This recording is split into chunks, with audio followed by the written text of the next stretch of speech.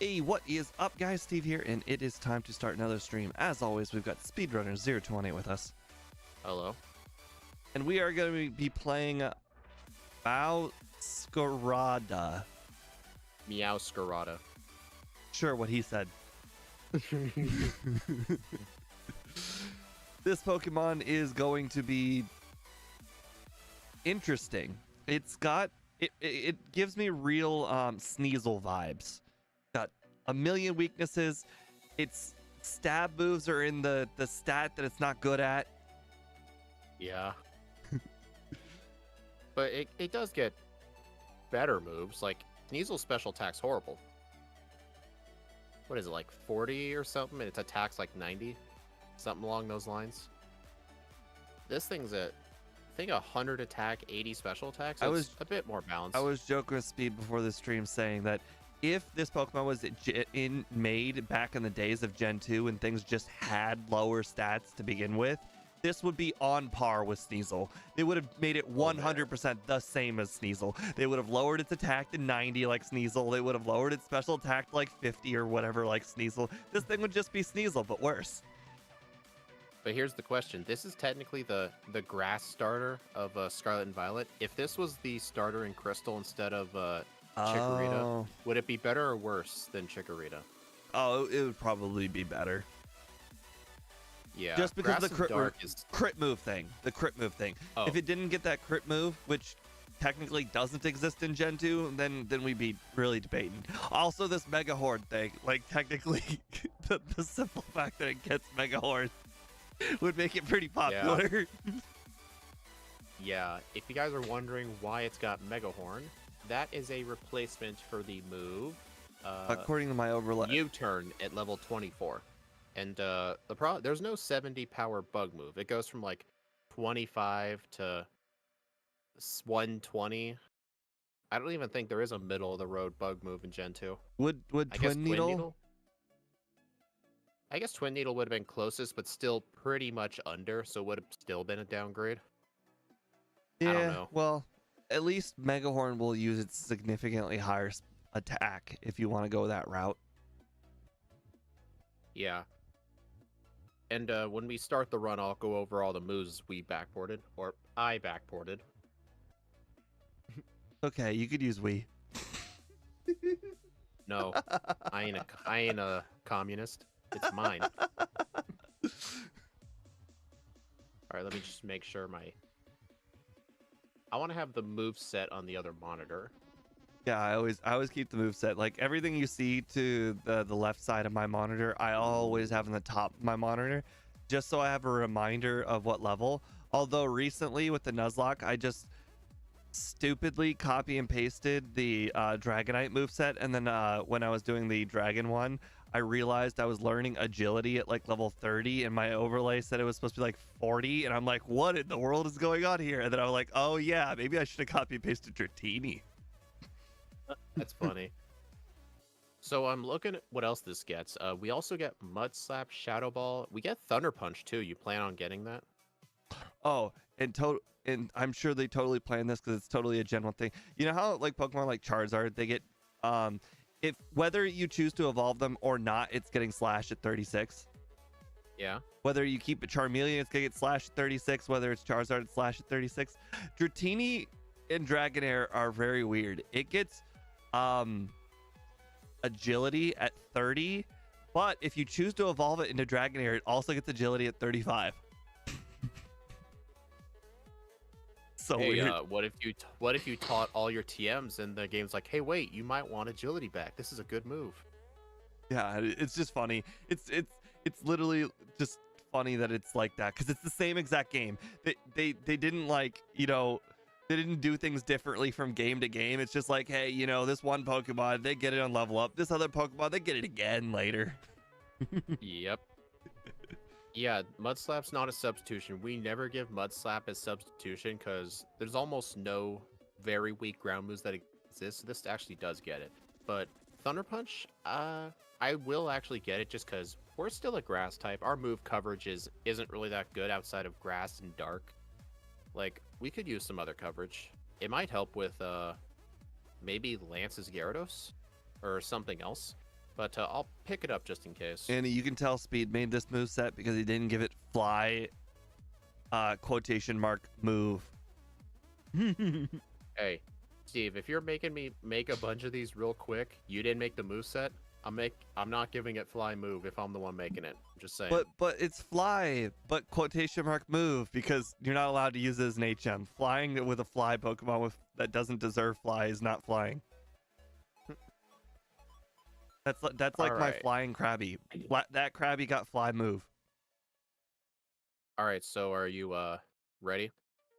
Okay, let me swap over and do a minor intro for the vertical stream.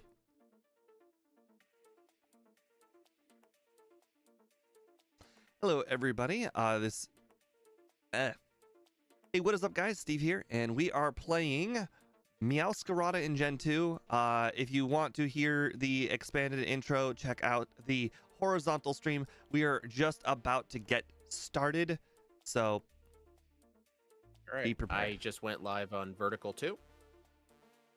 All right, everyone, we're doing Meowscarada in Pokemon Crystal. We backported into the game. It's a bunch of science, but are you ready, Steve? I certainly am. All right, 3, 2, 1, go. It'll never get old me saying no at the boy-girl menu. I almost forgot what time to set. I'm like, is it 6 p.m. or is it 10 p.m.? I don't remember anymore. I've gotten pretty used to doing the 6 p.m. thing. I mean, I am too. It's just for a moment I forgot. All right, I made sure to tell Elm no like 6 times to assert my dominance.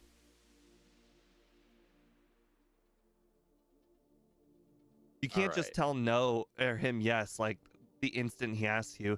Then he'll be all needy and he'll be like, "Hey, come back. I have things for you to do." Where you know, I'll be like, "Okay, sure, I'll help you, but don't get all sentimental about it." Yep. Anyway, hope y'all like the back sprite. I actually made it myself. Someone had a 3D model of it online with like a front and back side, and I tried my best to draw it myself. I didn't trace it at all. Believe it or not. Do you plan on keeping Double Team the whole game? No. This thing doesn't need it. This thing gets way better setup moves. Well, like Home Claws. I'm sure it will come to no surprise to everybody else, but I will, in fact, be getting rid of Double Team at some point in this run. I know, crazy. What? But I want you to get 50 resets on Lance again. Don't get me wrong. There is this really cool combo. It's called Hone Claws into Mega Horn. It's a really good combo because it's basically like making it 100% accurate. Mega Horn's already 100% accurate. It is not. That is not true. That is not true. It's not? No. What accuracy is it? 85. Oh, you're right. You're right. I'm dumb. It's like a bug type Fire Blast. Right. So it's pretty cool to be able to make a move that people generally deem bad good. Oh, Dominic, we play with every trainer and all the wild Pokemon have shinies just because it's mainly just to give the viewer something nice to look at, because I'm sure most people have never seen what these shinies look like. It's the reason we do it. Plus, indirectly, having everybody use shinies indirectly makes the game harder, because in Gen 2, shinies are based on your DVs, and for a Pokemon to be shiny, you need 15 in attack, which is the maximum, and then 10 in everything else. So for random trainers that normally have very low stats, they're going to get a huge stat buff. But for endgame bosses like Blue and Red, their DVs technically went down a little bit, so the endgame bosses are a bit easier, but everybody else is harder.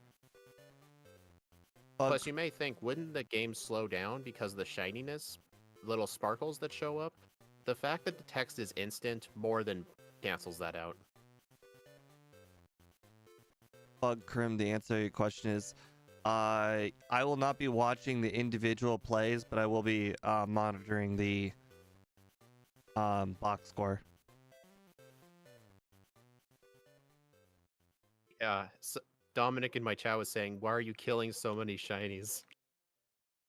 Well, because in this world, in this parallel universe, all of the Pokemon are born shiny, and regular Pokemon are rare. They're so rare that, in fact, no one's ever seen one. I think I coded it. I think I coded it for it to be impossible. Although, Right, exactly. That's why on... I said it's not even like chance of shiny. It's just straight up they've never seen a normal Pokemon. They're just all shiny. They were born shiny.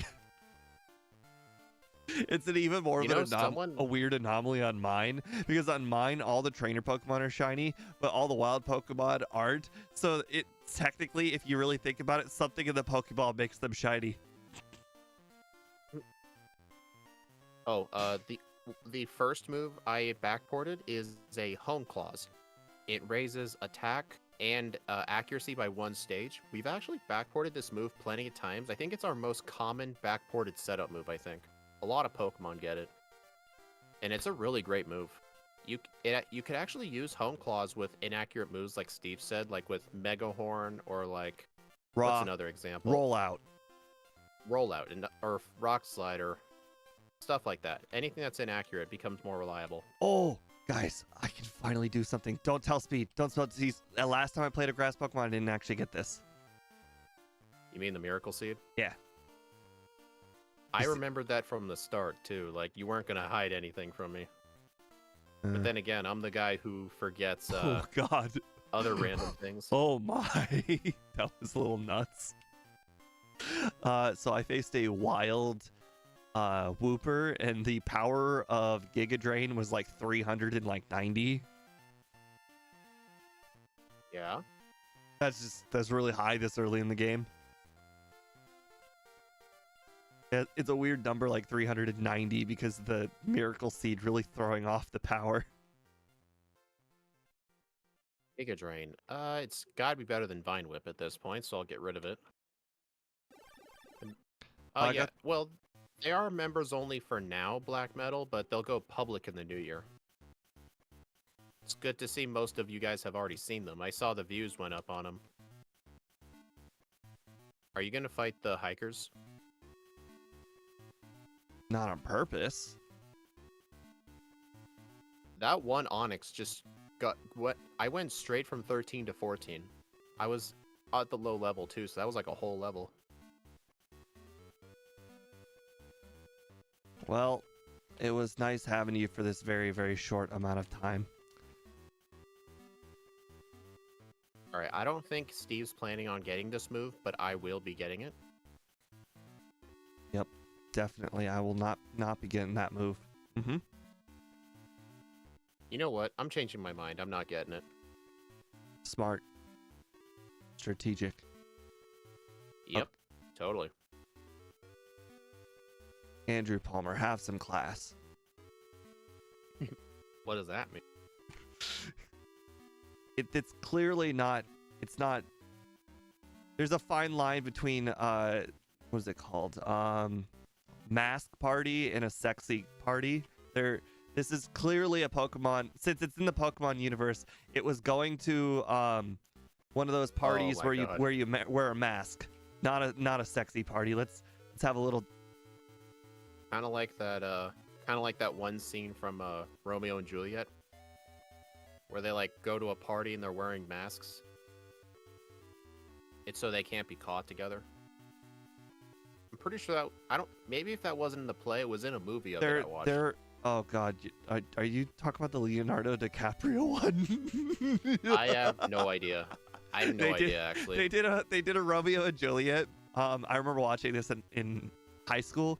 I don't remember which English class it was. I think it was like 7th grade. And they did a Romeo and Juliet with Leonardo DiCaprio, but instead of like Italy in like the 1700s or whatever, it was like New York. No, it was it was where the Jets play. Albany? No, what? Buffalo? The Jets. They okay, actually Jets, technically the Jets are technically New York, but they don't play in New York. Oh God, Brooklyn. Brooklyn. It was in Brooklyn. Brooklyn. Okay, it wasn't that one. The one I watched when I was in school definitely was more ancient European Roman kind of setting. Okay. Let's just put it this way. This Romeo and Juliet had guns. America. What Jimmy are worried about? I would have said Bugsy, but Home Claws completely destroys him. So honestly, I think after this, it's Okay, I was slightly worried the Scyther would be faster than me, but it wasn't even close. I don't know, maybe Claire, I guess. If I had to take a... I imagine you're probably a lot further than I am. I don't have your stream up. Why so many shinies?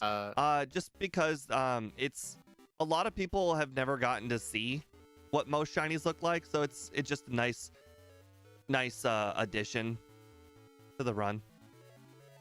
Yeah, we use cheating magic to make them shiny. It's okay, Boss KO. I think the idea of a play from I've already forgotten his name. I was just about to use. Oh, sorry. No, what was the guy's play? The guy who wrote the play's name? Shakespeare. Yeah. Quite frankly, the idea that Shakespearean characters have guns is a lot cooler than the normal Shakespearean characters. Okay, this Oddish is not staying in the ball. I agree. Earlier when I caught my Bellsprout, it had a 75% chance to be caught, and it would not go in the ball, even with 75%. Does Oddish have a 255 catch rate? I don't know. Because, I threw my Lure Ball, 2 Great Balls, and 7 Pokeballs at it, and all of them failed. Every single one failed. Wow. That is... I've never had that happen before. That is so... Okay. I encountered a new one, and I got it first try. Hey, Dominic. Hey, a Psyduck. Generally, I'm the kind of guy who tells people to shut up when I hear, oh, people like making fun of remakes, and I'm like, hey, a bad remake is better than literally nothing. And even I can tell you that Avatar: The Last Airbender should just never have been made. What, you didn't like didn't like Avatar Ong? The movie Avatar: The Last Airbender should just never have been made. Quite frankly, it has so little to do with the TV show that it's quite frankly more of a joke than anything. If anything, I would say it's more of a parody than the actual than an actual story. Same thing with Dragon Ball Evolution from the same exact creator. Shyamalan made that? Yes, M. Night Shyamalan. Is the guy who makes really hit or miss movies? Most of the movie, from what I've seen, most of his movies are like, they try to like be spooky and dark, and half the time they're not that spooky. The problem is the main characters are always talking real low. I want to say he's a bad director, but the thing is, I'm pretty sure he has made movies I've liked in the past. I just don't know what they are. Did you teach Pedal Dance over Giga Drain? No, I kept Vine Whip. Really? Didn't you say earlier you saw Giga Drain had a lot of power against a Wooper? Yeah. You said Giga Drain, so I assumed you taught it.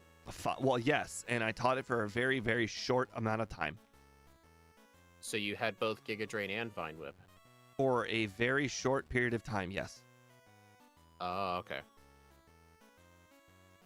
I mostly kept Vine Whip for the PP. That's a statement I never thought anyone would make. Because Vine Whip only has 10 power points. Yeah, well, unfortunately, Pedal Dance hurts you, so that wasn't an option. Well, it's not a recoil move.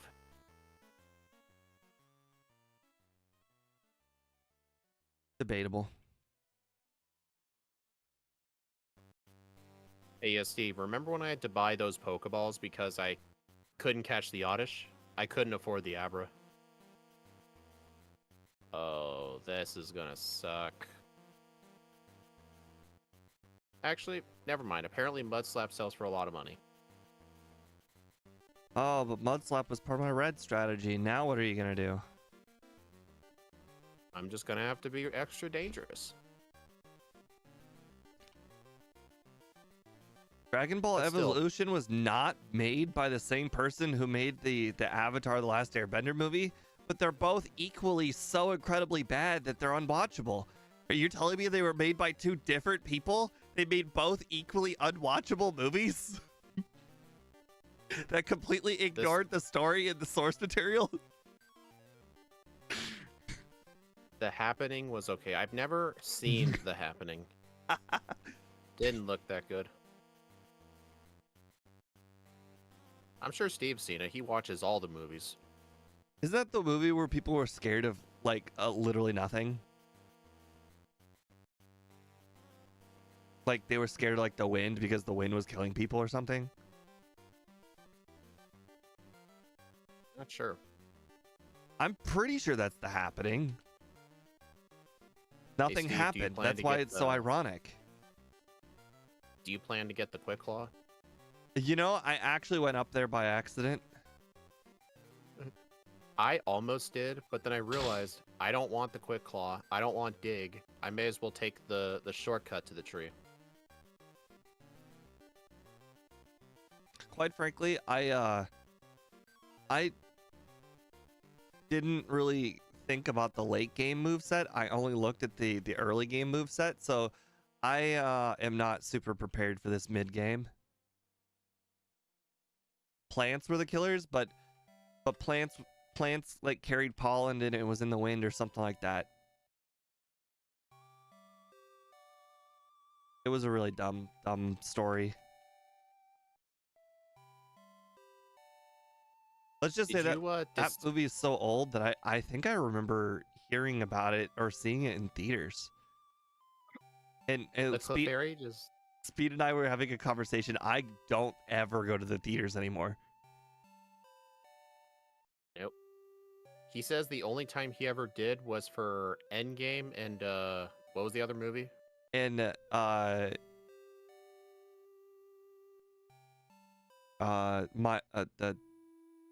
it, I've already forgotten what it was. It had boy in the name, and it was from it had both Adam Sandler and Andy Samberg in it. That's my boy. That's my boy. That's what it was. I watched it in high school. It was the first movie I watched where I was over 17 years old, and I can watch M-rated movies. You know, everybody's got that movie. You know, the first time you watched a M-rated movie, or not M. Oh wait, what's it called what's it called in theaters? It's not called M, is it? R. R-rated movie. That shows. Actually, that just tells you how many movies I've gone to. Actually, the first time I've ever seen an R-rated movie, does it have to be in a theater or just watching it in general? Oh, if we're talking just watching an R-rated movie in general, I remember watching some sort of Jackie Chan movie when I was like 6.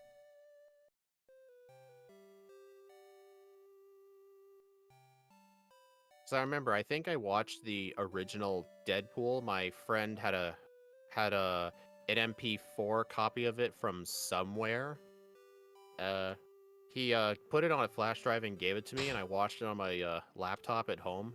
And I think I was in 9th grade when it happened.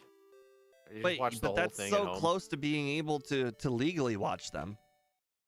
Well, I don't know where he got it from.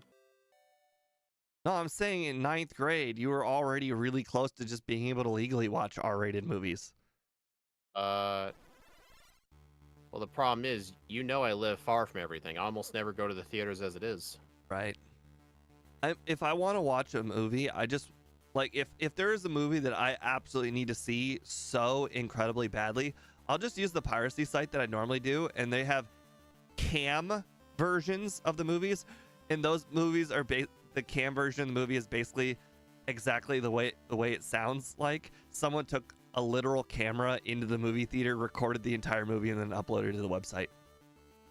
Okay, that's free. I could watch it. I would rather pay double the price than. Okay, that's not a good way to watch a free movie at all. I get to watch the movie, I get to understand the story, and I just don't get all the visuals that everyone else gets, which is perfectly fine with me. I'm just saying, I've tried to watch something like that one time. Somebody uploaded like full camera footage on the internet. Somehow it was never taken down. I could only watch for like 2 minutes. I could not stand it. Cam movies are so much better now than they used to be. Because phones, things that people could easily sneak by a person who easily sneakable into things. So they have phones are just much better than they used to be. So the quality is still relatively high. The sound quality is not the best, unfortunately. But what the best part about cam movies now compared to what they used to be, they used to have a lot of people that got up and then went to like the bathroom in the middle of the movie. But because movie theaters are so dead, there's a lot less of those people. Because nobody goes to movie theaters anymore. Like, it's not a meme. Legitimately, who the heck goes to movie theaters in general? Like, it Still takes a lot of people who do. For like, it's mainly for like what do you call it? Hit Hollywood releases. No, I see. Here's the thing. Like you actually never grew up in an age where people watched movies. Like some of the people in chat will understand. No. No. I'm saying you literally just don't understand in general. Also, because you grew up in an area with just not a lot of people. Movies used to be things that people go to like 3 times a week. Like, movies used to be something that people just do. They just did for fun. They're bored. They will go and watch a movie. Nowadays, it's like, oh, if we're going to watch a movie, it's going to be a special occasion. Like now. Because A, movies are a lot more expensive than they used to be. And B, it's just not as big in the culture as it used to be thanks to streaming. But movies used to be a big deal. People used to go to them all the time. It used to be things that people used to talk about every day. And you just didn't grow up in that era. It's fine. My sister didn't grow up in the era. She's slightly younger than you are. She's 10 years younger than me. So actually she's quite a bit younger than you are. Probably. Although, yeah, theaters these days are only really held up by the hit Hollywood releases, because I think they have contracts with the theaters or some where they won't release it on streaming for like 2 months after it comes out, so you have to go to the theater. Whenever one of those comes out, then the theater industry really makes big buck. But if there's none of those, then yeah, they're dead. Well, movies used to stay in theaters longer. They used to have 2 cycles. They would be in the expensive theaters, and then they'd be in the dollar theaters. And all of this took place before it even went to DVD. Now, because of streaming, dollar theaters just don't exist anymore. There's actually one about an hour from me we always went to when we were kids, and it's still there, and the tickets are still the same price. It's literally $5 a ticket, no matter what movie it is. It's How do they afford it? They get the movies that have already been out for at least a month. I understand, but how can they afford it? Because I mean, at that low price, how are they even affording rent? Let alone, like popcorn and all of that other stuff. They must have that many people come over, because people would always bring their kids there real cheap, just to like a little outing for the day if they're behaving themselves. Bug Crim answered the question. He said snacks. I'm sure the snacks are probably still like, $8-9. Yeah, the popcorn's more expensive than the ticket. Yeah, that's why. That's $5 for a ticket. Yep. That's worth it. Yep. It's not like I buy more than the popcorn anyway. So he basically just explained why it worked. It's for impulse buying. It's the same reason why places give coupons in the first place. It's to get people in the door, so that way they buy the more expensive stuff when they're there. Oh. Yep. Actually, there's also an expensive theater in the same city, about an hour away. There's the dollar theater and there's the expensive one. I went to the expensive one last time I went and saw a movie.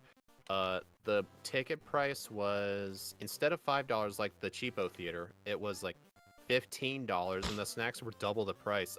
For 2 people, it cost me that was like a $55 trip. Bug Crim, I'm like, oh my god. I'm the cheapest person you've ever met. I Oh, he is. I go in for the cheap price, and then that's it. I don't buy a drink. I don't do anything. If I did anything, I brought in my own snacks. Actually, when we were younger, we always went to the nearby Dollar Tree to get some snacks, and my mom would say, "Make sure it's something small. I gotta hide it in my purse." And we did that every time. We never bought candy there. We bought popcorn though, but not but candy and stuff. We always just brought in the candy because you could just buy a box of Sour Patch Kids for like $1. Because back then, dollar stores were actually $1, believe it or not. Guys, we're weak to fighting. Dark type weak to fighting. That's why we're having such troubles. Does Bite have a chance to flinch? Yeah, 30%. Okay, I'm gonna start using Bite instead of Thunder Punch. Haha! Flinch instantly. Okay, that did a lot less damage than I thought. Note to self: do not use Pedal Dance on the Hitmonlee. It's not a 2-shot. Okay, note to self: next run, I'm just gonna come back 3 levels higher. I think so. On the second run, I'm just gonna come in at 36. On the bright side, the Hitmonchan doesn't have a fighting move. But, for anybody that doesn't understand what I mean, we get Flower Trick at 36. Basically a 120 power automatic crit move. Basically, imagine if your Hyper Beam always crit. Yep. That's how I imagine it works. No, all you need is 33. Oh, no, Kenya, no, stop. We don't need you to test return. I understand you love testing out leftovers, and that's fine. That's a role you can have. But no, you can't have return, Kenya. Kenya's... Actually, Steve, just go in there with return and return 2 shots. Yeah, well, so does Swift and Thunder Punch. It's still when he hits goes 2 for 2 on Dynamic Punch. There's nothing you can do. Oh, I thought I was on the first trainer of his gym. I haven't gotten to Chuck yet. Oh, dude, he hit me with Dynamic Punch. I instantly went down like a twig. And then he hit me with Dynamic Punch again. I went down like a twig. You can't survive Dynamic Punch. Is that a challenge? Now the question is, turn that light back on. Thank you. Now the question is, how do I someone turn the light off? Oh. How do I get 3 more levels? 3 levels is a lot. I think I might have to battle the water Pokemon on the way. Did you fight Gyarados, guy? No. I did not either. I think I might just fight water Pokemon trainers until I get to 30 or 29, because I'm sure the trainers in the gym will get me to 30. I don't think Chuck will be a problem next run. We're just gonna get a teeny bit higher of a level. Oh, yeah. Steve, I did test Pedal Dance because I was thinking maybe since I did have Pedal Dance, it would one-shot the Polygraph, but no, it leaves it in red health. So yeah, Flower Trick would be the answer to that fight.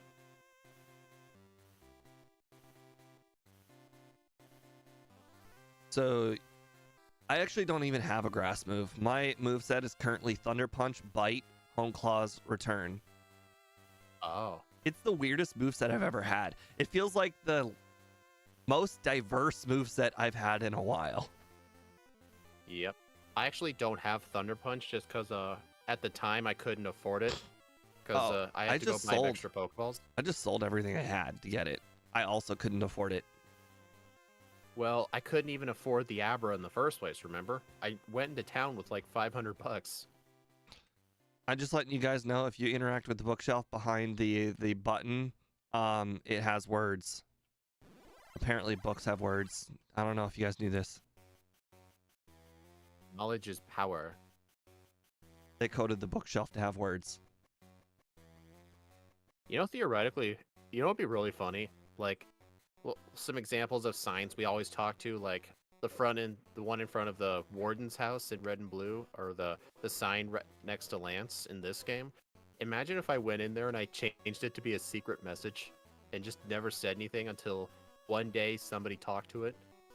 I really like Bite. Bite as a stab move is pretty decent. It's too bad we don't get Crunch. We don't? No, I don't think we do, no. Actually, I have the move set up. I can look. I have it up too. That's why I said it. So yeah, guys, you have no idea how difficult it was to make Flower Trick always crit. Snowy had to actually help me. What I had to do is I went into the part of the game that the process where how to decide what moves crit or how often they crit, like the calculations for a crit basically. He was able to show me that I can put in an exception for the command Flower Trick to bypass the calculations and just always crit. And then I just had to... So I'm not good at words. So yeah, I effectively just made this move the one exception to always crit.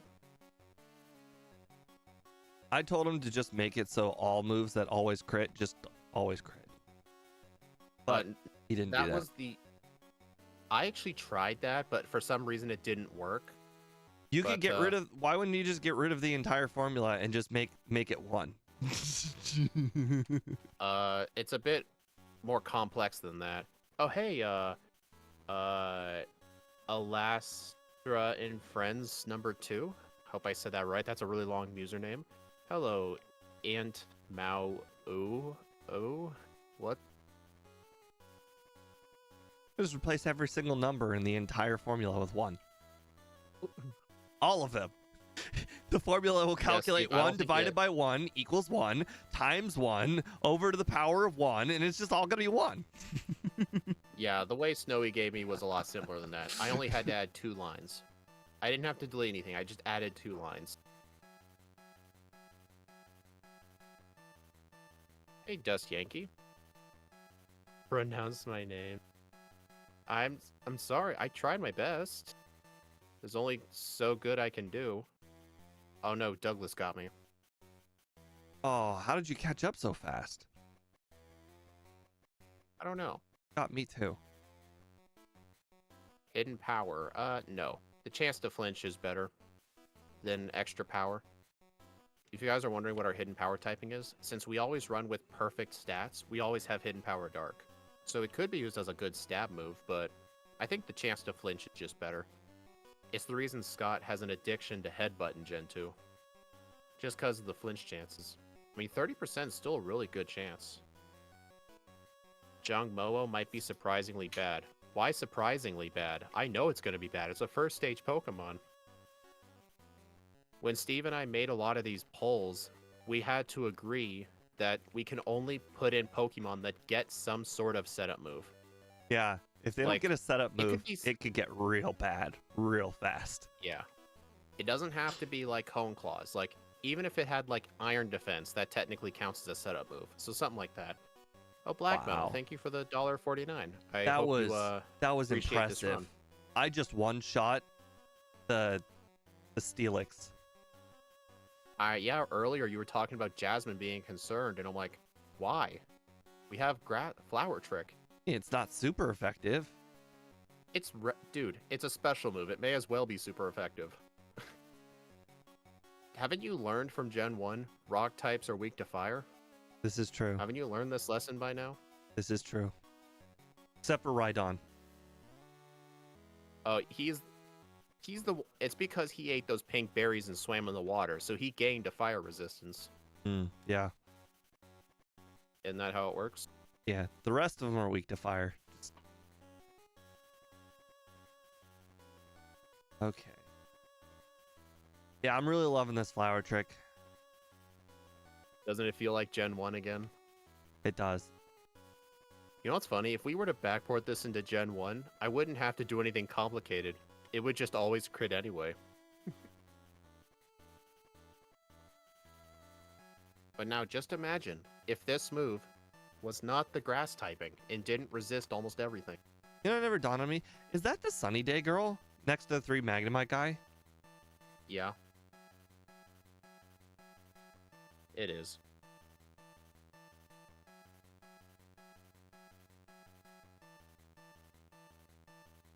Man, Flower Trick still Oh, Flower Trick and one-shot God, some Zubats. I just one-shot a Zubat with Flower Trick too, and even so 4 times resisted. Oh Plus God, I have Miracle 3 Seed. ethers. Oh no, that means I used one somewhere. Or no, that means I didn't pick up one somewhere. Which What's one your did overlay say for? What's your overlay say for Flower Trick's power with Miracle Seed and Stab? 115. So if you include the chance to crit, that'd be roughly over close to 200 power. Yeah, it'd definitely be a little over 200. I want to put Pokemon outside like a pet when I play Fire Red. Yeah, I've always imagined like what if some Pokemon were real, but then I realized if some of them are real, that means all of them have to be, and there's some I'd rather not exist. When they said outside when playing Fire Red, I was like, oh, you mean like they do in Gen 4? And then you said outside, like real life outside. I'm like, oh. Yeah, that's something Steve never did. I was thinking more along the lines of the other Gen 4 or the Gen 4 game, because you can have all of them follow you in Gen 4. In the remakes of Gen 2. Oh, Steve, you know M. Tiberius, whenever he does his yellow solo runs, he actually he uses the disassembly to make some changes to the game. No matter what Pokemon he runs, he always has it follow him. He even makes a custom sprite for him too. Like if the Pikachu one looks like that, or like what if there's a Pokemon that has like that generic monster look. Why hasn't Scott thought of this? That's genius. I don't know why. But then again, it has to be really annoying whenever you're walking around and you keep accidentally talking to it. No, but see, here's the thing. That's part of the game. You know, just how wild Pokemon are part of the game? That's just part of the game. That should be part of your new walking strategy. Figure out how to live with the Pikachu behind you.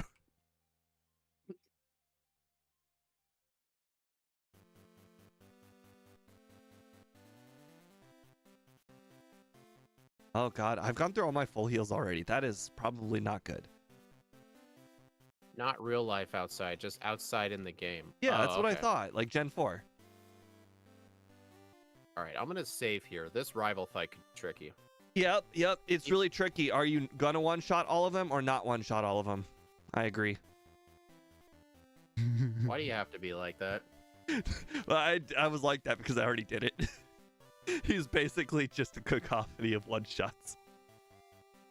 His Zubat, or his Golbat lived. Mine didn't when I used Thunder Punch. Oh yeah, I don't have that. Although in the next run, I will have it though, just because I couldn't afford it. The Meganium lived. I used a Hone Claw and slash one-shot. Slash? Oh, I'm using Return. Oh. I guess I just don't need to teach it right now. I teach it the moment I get Fly.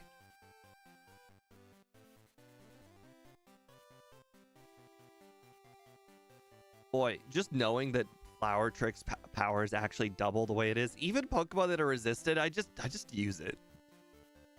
Oh yeah, I still need to actually get it. I don't have it yet. But that's fine. I usually get Return after I finish the Rocket section.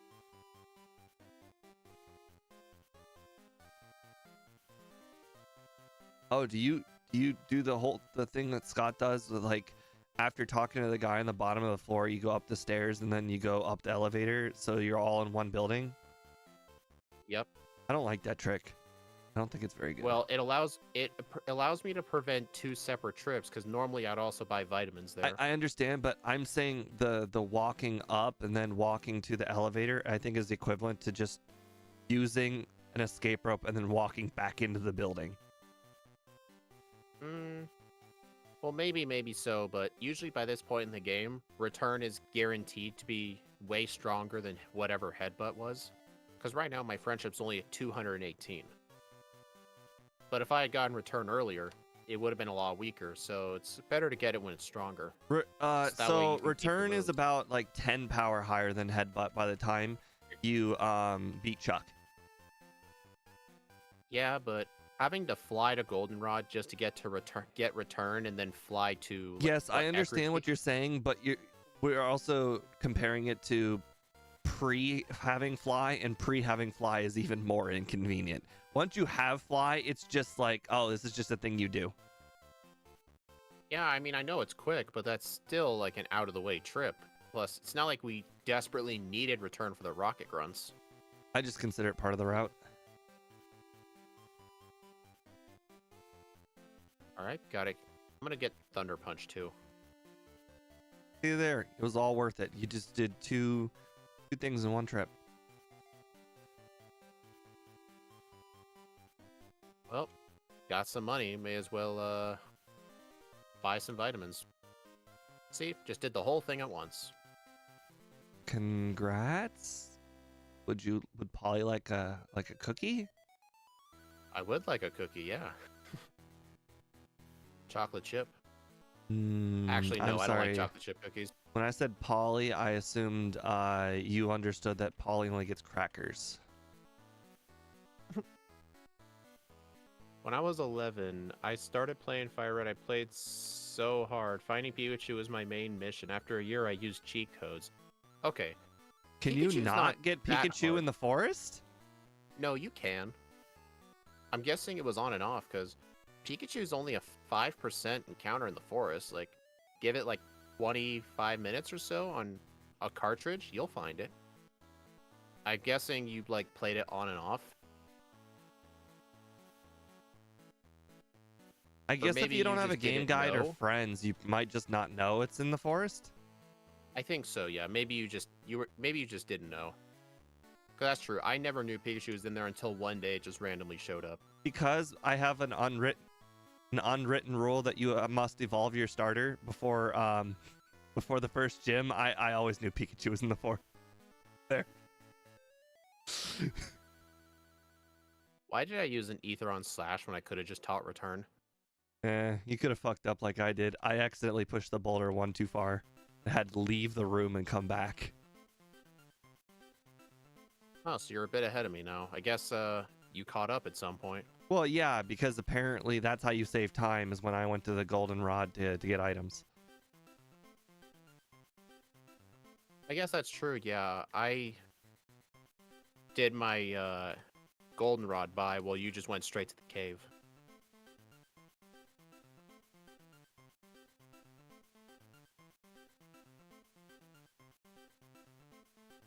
You saw nothing. Okay, Dust Yankee, that was one time, and that was because I didn't think it was possible. I didn't know the game would, in fact, allow you to train to level 36 for the first gym. I didn't think it would let you. I don't know what I was thinking. Like, I thought the game would just be like, you can't do that. Obviously. You know, there's actually one Pokemon game that actually will prevent you from evolving something. You know what's even crazier, Dust? I actually, in that run where I got to level 36, I didn't even step foot in Violet yet. The area you do your first rival battle, that entire area between his house and Mr. Pokemon's house is where I trained the entire level 36. Oh my god. Did not step foot in Violet, so I definitely did not have access to like the Growlithes and the Ghastlies. Oh wait, hold on a second. I am actually going to use the Paralyzed Cure Berry right now, and that will allow me to use one Hone Claw for this battle, because Flower Trick is probably not going to one-shot the Dragonair, but I will give it one try. It did not, as expected. Funnily enough, it might one-shot the Kingdra, just because it's neutral. Yeah, but now because of that one try I did. Just have Play Rough. Or I could just get Play Rough at level 47. I shouldn't. How dare you? What? Well, I shouldn't have done that one try with return or with Flower Trick on the Dratini or on the Dragonair, because then I wasted my Paralyzed Cure Berry and still got paralyzed. What level are you? 47. You chose not to get Play Rough? Why in the world? I told you this before the run even started.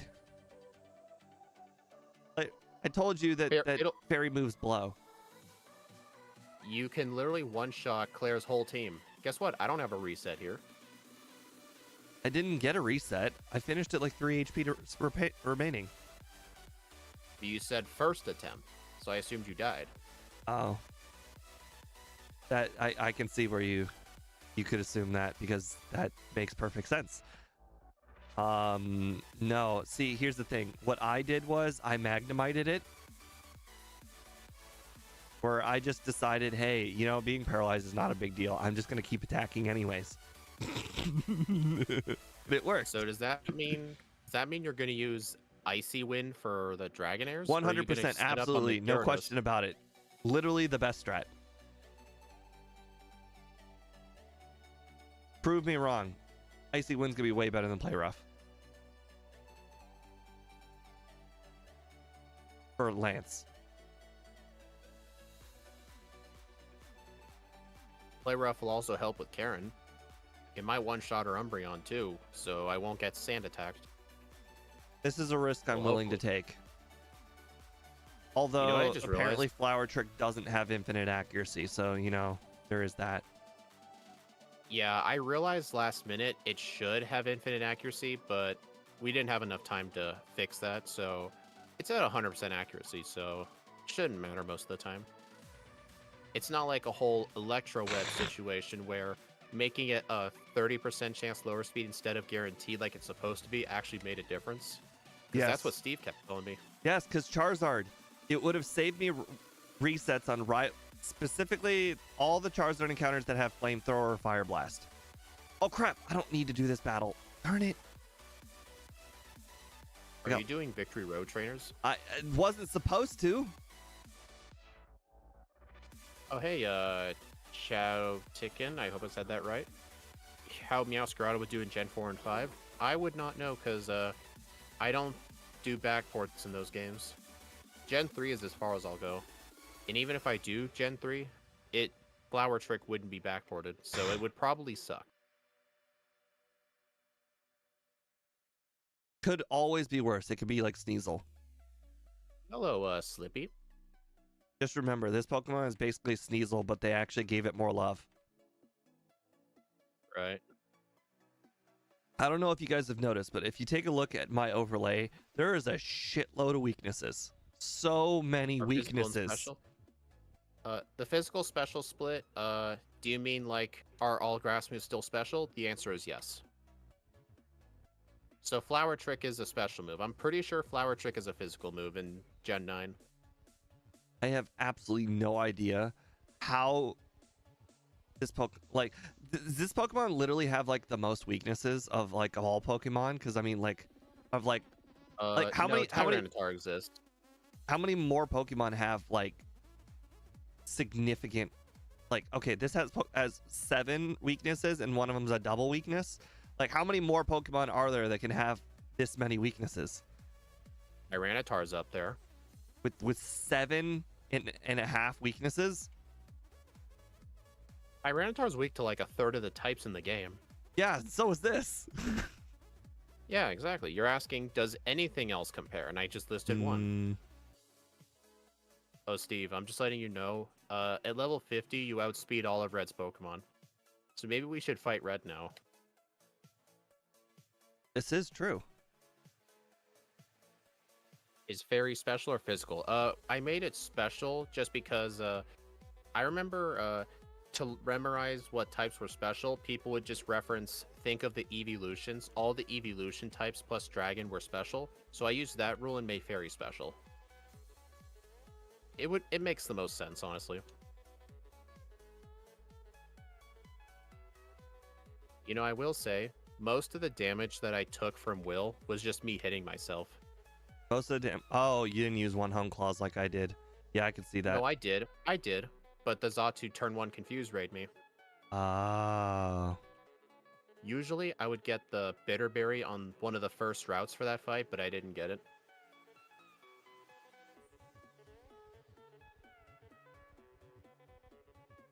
How Annie, dare no, you? Dark is special.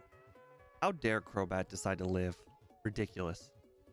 I think Play Rough's the only physical fairy move. I don't know if it's the only, but there's definitely not that many physical fairy moves.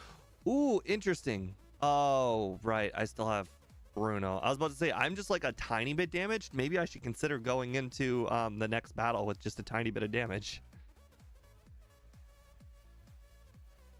You know what's interesting? Bruno's Hitmontop did not once use Dig. It just kept spamming Quick Attack. I did notice that, but I'm looking at my overlay now and we resist ground moves. I think, yeah, that has to be the reason. He detected that Quick Attack would literally do more damage than Dig. That's almost never the case. Did your Bruno not use Cross Chop? I one-shot him, so I had no idea. Oh, did you just like use a whole bunch of Hone Claws or something? I used like 3 of them on the Hitmontop. Okay, that makes sense. I just basically used one and then flower tricked the rest of them. Okay. Play Rough does not one-shot the Umbreon, not even close. Oh, that's good. That's good to know that your decision to keep the move didn't help. Okay. It's not like Icy Wind would have done that anyway.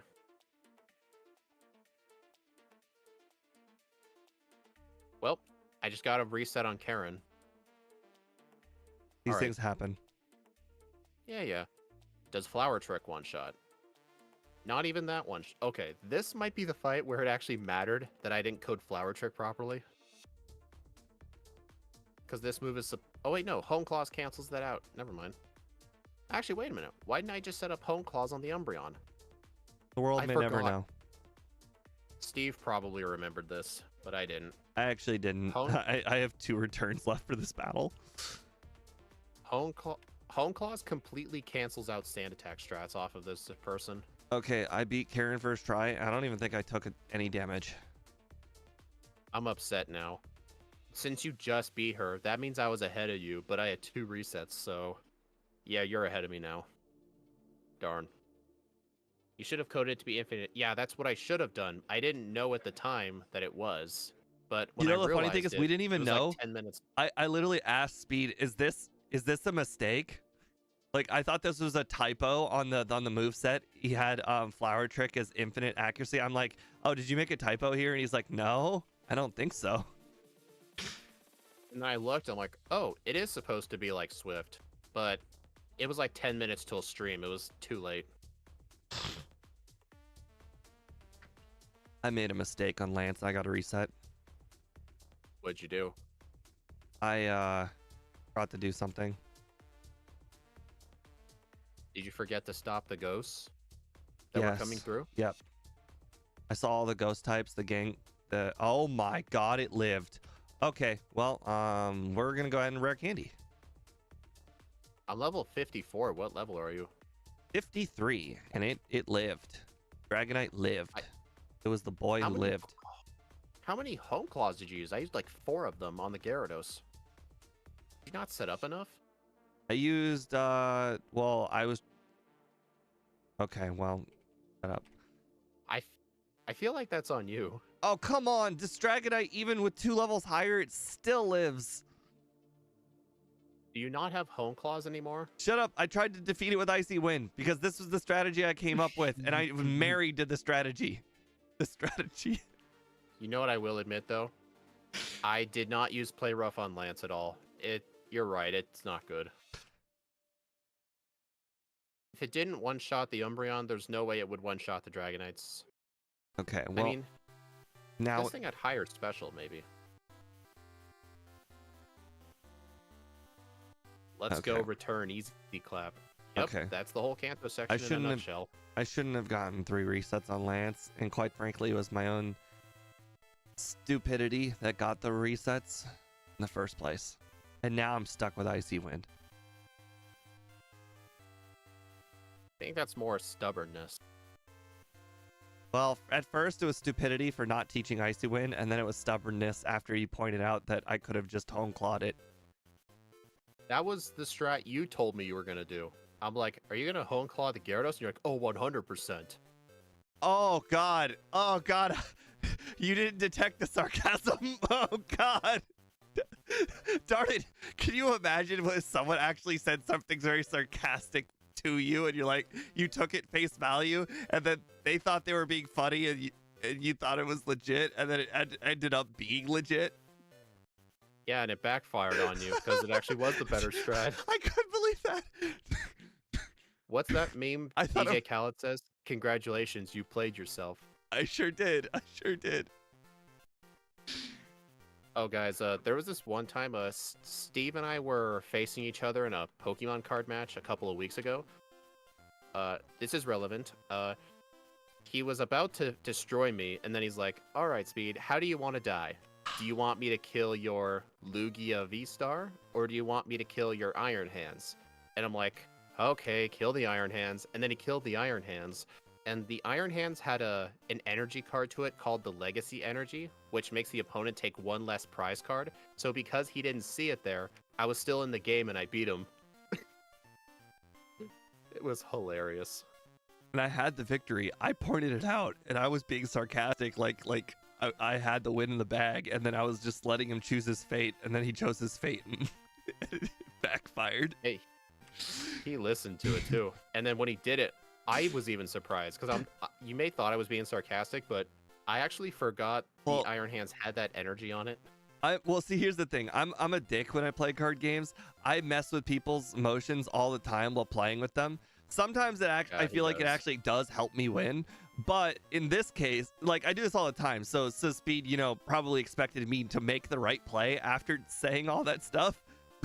Oh yeah, because I do it all the time. I'm just like, oh hey, how do you want to die? And then he's like, okay, I'll die this way. And he's done it before, and I figured out that he was lying. But yeah, you didn't make one mistake one time. Yeah, and when I noticed that, I blamed him because he's the one who should know about that stuff. Yep. And the worst part is, it's a card I use all the time too. It's not like it was like, oh, I didn't see it coming. I use that card. In fact, in the deck in the deck that I was using against him had that card. I think we were playing mostly the same deck. That was hilarious though. I remember I did 3 matches with Steve that day. We were 1 for 1, and I remember on the 3rd match, he was like, "All right, you're not gonna like it when I win 2-3," and then I got the 2-3. That was the third. That was the 3rd one. Oh yeah, that match we were talking about. That was the 3rd match. So I got the 2-3, all because of that play he made. He was trying to mess with my mind, and he ended up playing himself. The worst part, before that day, Speed had never even beaten me. I was literally 12-0 against him before that day. And then in one day, I beat him 2-3 in that one day. Crazy. Well, then again, the first one was like an actual win. Like, I outsmarted him. But then the 3rd play, he outsmarted him. What do you call it? Dumb. What is it called? Outsmarting himself or misplayed? Yeah, that's it. Quite frankly, it's really, really hard to beat someone 12-0. Generally, in like really all hard card games, you usually brick like 1 in 4 games. So I should have just statistically had at least 2 losses against you by then. Is that just supposed to show how bad I was back then? No, well, maybe that's how many extra turns you afforded me. To be fair, you did play that Sandcastle deck against me, and you gave me basically infinite turns. That deck was bad. It was bad, yeah. I was playing around with another deck earlier today. It looked a bit more promising, but I've come to realize decks that rely entirely on one Pokemon are not good. Usually with good decks, there will be like a main star of the deck, like the one that'd be on the cover, that kind of star. But if it dies, most decks will have a backup mon you can use. But if that deck doesn't have one, then you're kind of screwed. I'm glad you figured out how the deck naming scheme works. If you go to the websites and you look at the names of the deck, they literally have the name of the Pokemon the deck is built around. And then if you decide to put in a second good card, they'll say this is the variant of the deck. Like, for instance, all right, the Charizard deck. The Charizard deck has a Charizard deck has a Charizard variant. It has the other way around. The Charizard deck has a variant with Pidgeot. The Charizard deck has a variant with, oh god, I can't remember. That was a bad example. The Chen-Pao deck has a variant. Regardless, a lot of the decks have variants. The same deck. Because some of the decks, whether you use one Pokemon or you use another Dude, this Pokemon fucking doesn't guy. matter because the core of the deck is still the same. Like for instance, that Chenpao deck, Chenpao and the Boba X or whatever, those are the core of the deck. You can swap out all of the other Pokemon in the deck. Like they don't need to be in there. You learn firsthand that they're pretty good when they're in there though. But you can swap them out, like for that was it Arceus or that the other Reshiram, the thing that's not Reshiram but kind of Reshiram. Necrum?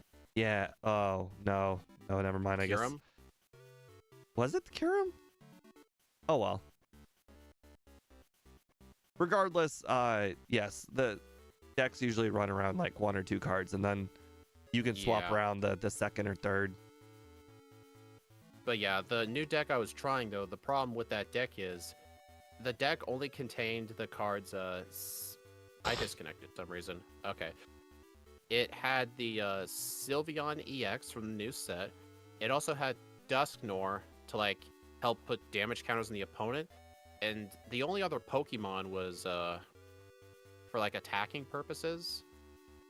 That's effectively it. Like Yeah, if you your don't. Sylveon died, you were 100% screwed because there's no backup Pokemon in that deck. Yeah, you don't That's trust. the problem with it. Don't trust YouTubers and don't trust like random websites that build decks for fun.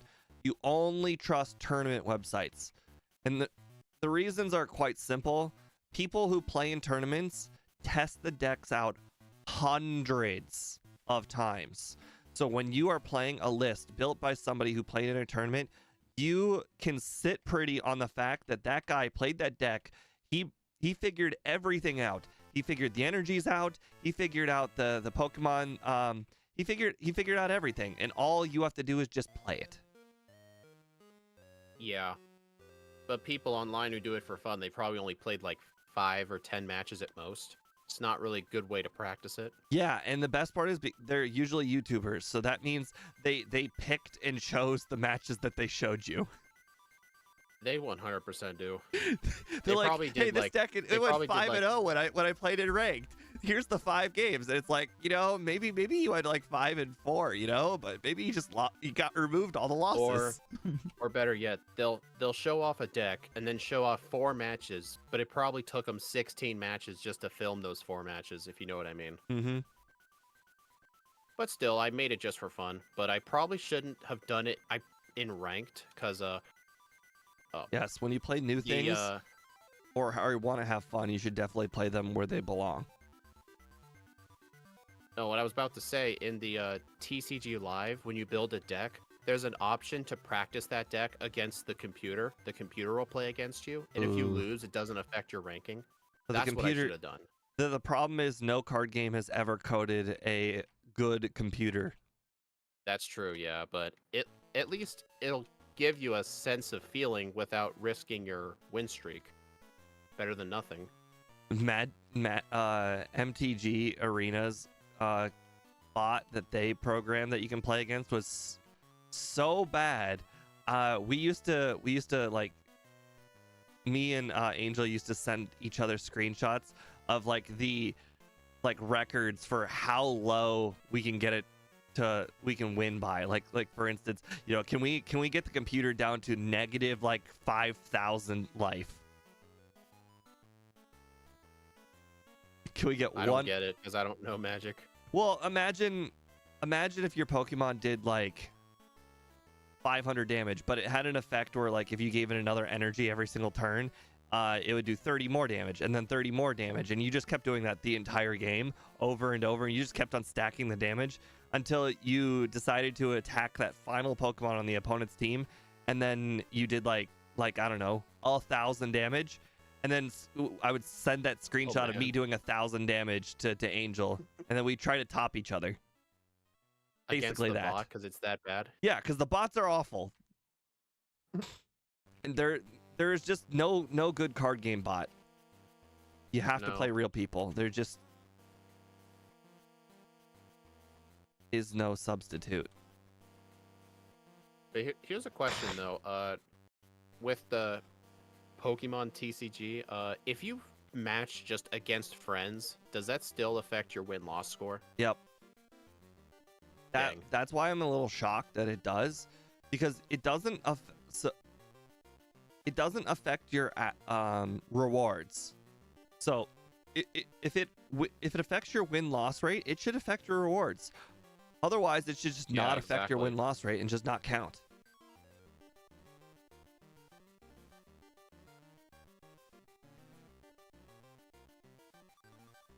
All right, I need to use an elixir. Getting ready for Blaine? I already did Blaine. Blaine wasn't even that hard. I just figured Blaine is around the time I use an elixir. Well, no, I was facing Brock, and I only had one flower trick left.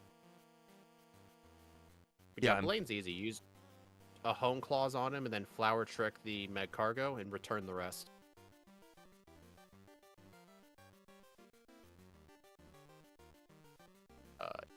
I just realized red is going to be free, isn't it? You can set up on the Espeon because it can't do anything to you. I'm not sure. I'm not sure who he would send out second because I forgot to talk to Blue. I'm gonna set up Pikachu. The problem is it's always, well, we do resist it, so it's not that bad. I guess as long as you have rest, it shouldn't be too bad. But I think red should effectively be free. I'm not even gonna teach rest.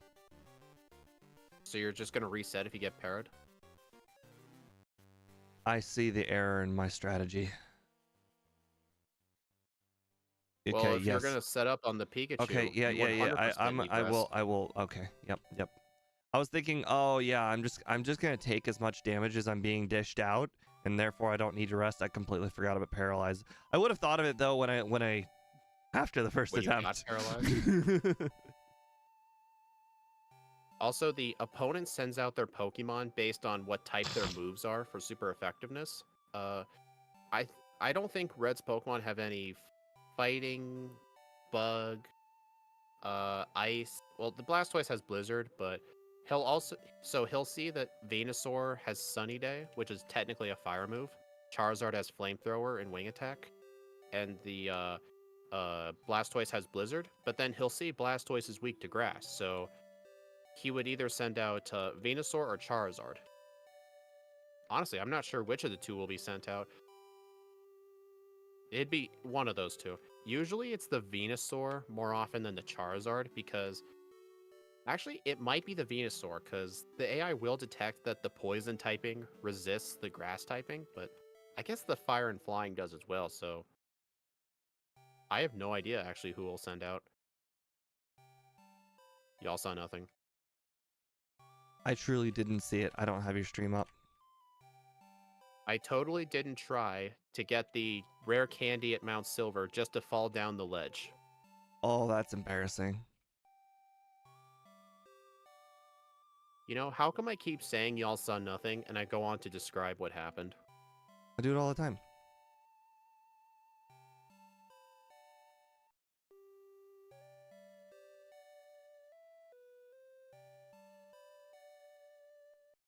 Okay, Flower Trick. Okay, it is Venusaur. Okay, that's actually really good. Venusaur is way better to set up on. Also, normally, if he sets up Sunny Day, he just... Dude, he just crit me with Solar Beam. Ridiculous. How dare he do good things? I know. What I was going to say is, with most Pokemon, if this guy uses Sunny Day, you actually want to stall to make the sun go away, because otherwise Charizard will do so much damage, but we outspeed the Charizard anyway, so we don't need to. If we were running a slow Pokemon, then yes, we would need to do that. We've had to do that a few times. By Venusaur critting, does that mean he knocked you out? No, I reset. It never happened. Remember, he's not the champion. Right. I understand. Or technically, he still is, but I'll defeat him and I'll be champion. 107.42. Dang it, dude. That one reset cost me. It absolutely 100% cost you. I was absolutely 2 Pokemon behind you. When you said the Venusaur knocked you out, I had just like halfway, like I was at +4 on Pikachu. So I was like, oh, he's gonna get it. He's already 1 Pokemon in. can't believe that. I think the Pikachu was just fine to sit up on, and I got fully parried 4 Honestly? times, and it was still fine. Actually, here's the better strat. Flower Trick one-shots Pikachu, set up 2 Home Claws on Venusaur and sweep. No need to risk paralysis.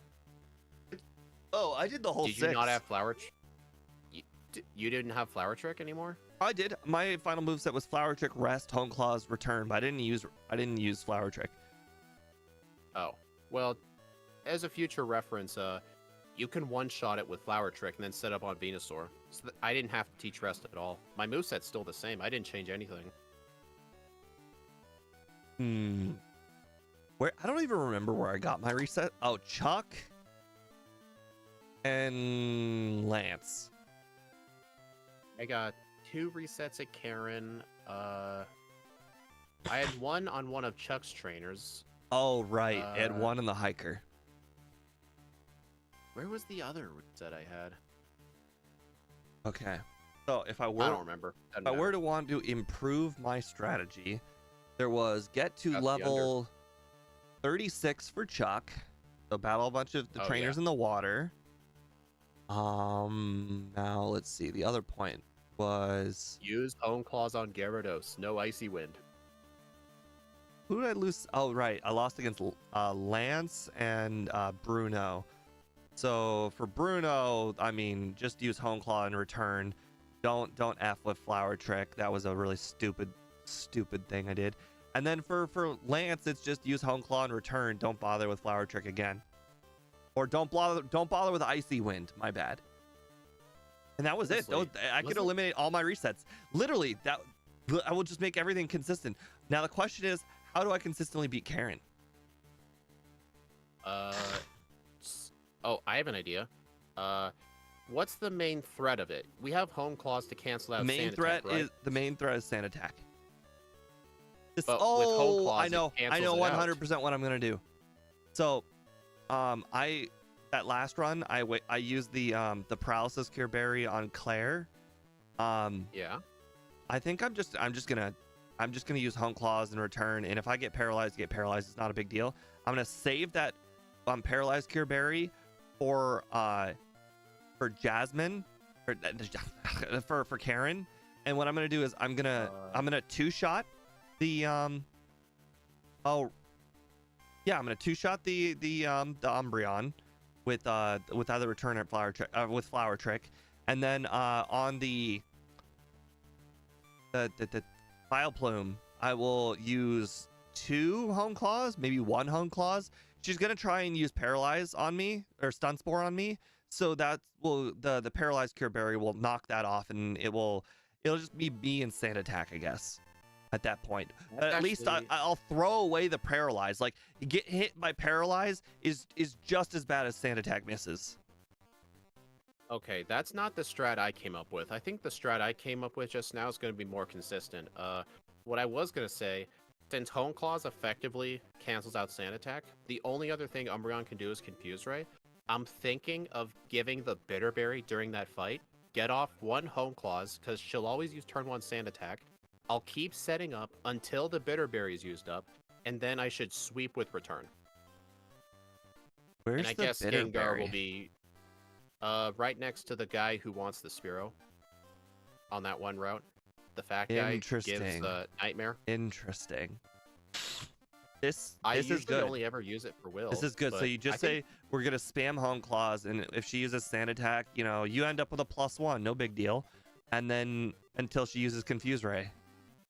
Does the Yeah, that's what I was confusion go thinking. away immediately, or is it like a one-turn thing like that Miracle Berry we talked about? Mystery Berry. The confusion goes away immediately. Yeah. Okay. I didn't know if they perfected it like in the other generations.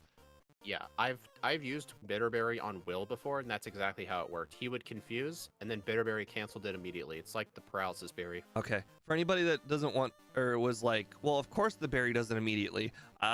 Recently, I was watching videos on Gen 2 Ditto because I was thinking about doing Gen 2 Ditto one of these days. And one of the strategies for Gen 2 Ditto on Red, and keep in mind, this is an incredibly hard strategy to pull off. But what you do is you put the Mystery Berry on Ditto with 0 PP. Then you have to hit the Pikachu, but you can't just hit the Pikachu. It has to be a crit. So first of all, you have to get a 6.25% chance that you have to crit the Pikachu. Then on the second Pokemon, the berry will immediately go off. But it doesn't go off on the first turn because the first turn, you knock out the Pikachu. And like there's nothing for the berry to react to. Like, nothing happened. The first turn just happened. So the berry just immediately goes off in the second turn. And then you get to transform into whatever the second Pokemon is. I believe that would be Espeon from what I've seen, because I watched that video.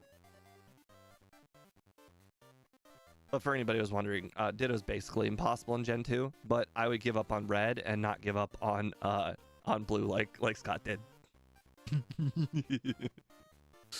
Blue. I mean, Red is still technically doable, but that's kind of like saying Weedle's technically doable in Red and Blue. Well, I mean, the odds aren't that low, but still relatively low. But see, the thing is, Scott calculated all of the strategies, but he didn't do the berry one. So I don't know how low a chance it is with the Espeon, because the Espeon does have a fair amount of damaging PP. The question is, can you defeat Snorlax quickly? I believe the Espeon's moveset is Swift, Mud Slap, Psychic, and Reflect, so I guess you'd have to save all your Swifts for it. I mean, don't get me wrong. I think First of all, still have to get crits. You have to crit the Pikachu. So that's already, you have to like do 15 attempts just to even get one attempt going. Yeah. So then I think you probably have to get possibly 2 crits on the Snorlax. Or at least you have to get the crit when you've done half the damage to Snorlax already. Yeah. With no amnesias, because he loves that amnesia. All right, so what I will say about Meowscarada, remember how I used Play Rough on Claire? That may not have been the right call, because yeah, it did one-shot the Dragonairs, but it didn't one-shot the Kingdra. I'm thinking your strat will be better, just since we don't use the Paralysis Cure Berry for Lance or Jasmine, give it to Claire, use 1 Hone Claw, and then just return one-shot everything after that. I didn't even try to one-shot the Kingdra. I just used Flower Trick, and I think I 2-shot the Kingdra. Did it one-shot the Oh, it didn't one-shot the Dragonairs, though. Flower Trick? Hone Claw return knocked out the Kingdras. Flower Trick itself only did 3/4. That was the mistake. I used Flower Trick on turn 1, and then obviously they used Thunder Wave and got rid of my berry. And then I'm like, okay, well, this strategy didn't work, so now I'm going to use Hone Claws, but then I got paralyzed again. So I basically put the berry on, and the berry was irrelevant. Yeah, so I think just equip the Paralysis Berry, use 1 Hone Claw on the first Dragonair, and then return sweep. I think Play Rough's just going to be useless, which is really sad by me, because I'm really hoping for a run one of these days where the fairy move actually comes in handy, but I think it has to be stabbed. Just didn't. I think it has to be stabbed. It's kind of like poison. It needs to get stabbed. I don't think we've done... Well, I've done a fairy typing crystal. Let me look. Oh, I've done Mimikyu, but the problem is Mimikyu has only 50 special attack and like 100 attack, so that's a no-go. Fairy. I'm gonna hit the rest of them. Xerneas. Stop hitting things. I've done Xerneas with Scott, but it did get Moonblast, but that was like really, really late into the game, and I think it might have only helped with Heron, I think. Well, I'm gonna switch over. Hold on. Let me go to Xerneas tab here. It must be hidden here. Xerneas. There it is. Oh yeah, it got Moonblast at level 60, so... Yeah, the move didn't help us. In fact, we used Geomancy more often than Moonblast. But besides that, have we done any other fairy type? We did routes. I hate you. I hate you, dude. Okay, let's look at Ralts' moves. I walked in, I heard you, did we do any fairy type? I didn't even hear what you were talking about, but I knew you ignored routes. Well, I was going from my leaderboard from first to last, which is why it was last. Oh, okay. Ralts technically benefited from Draining Kiss, but that's just because it was at level 12, and it was a nice little healing move, but I didn't use it for very long. But we used it. yeah, but like we haven't had a run where we seriously used it throughout most of the game. I mean, this Meowscarada, this might have been the first time we actually seriously used a grass move the whole game. This is true. Generally, grass moves are all really, really bad. And to be fair, this grass move was also pretty bad, but the fact that it always crit meant it was twice as strong. So it made it worth it. Right. The grass is so unoffensive.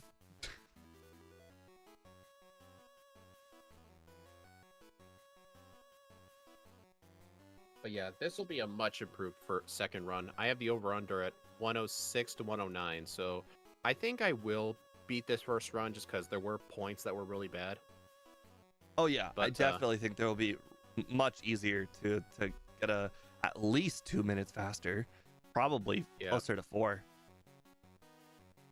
All right, let me know when you're ready. You gotta choose your frame first, right?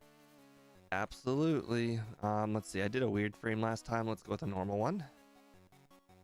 Actually, I'm gonna have your stream up on this monitor. I don't need to look at this thing's moveset. Okay. Yeah, I kind of stopped pulling up other people's streams when we started doing the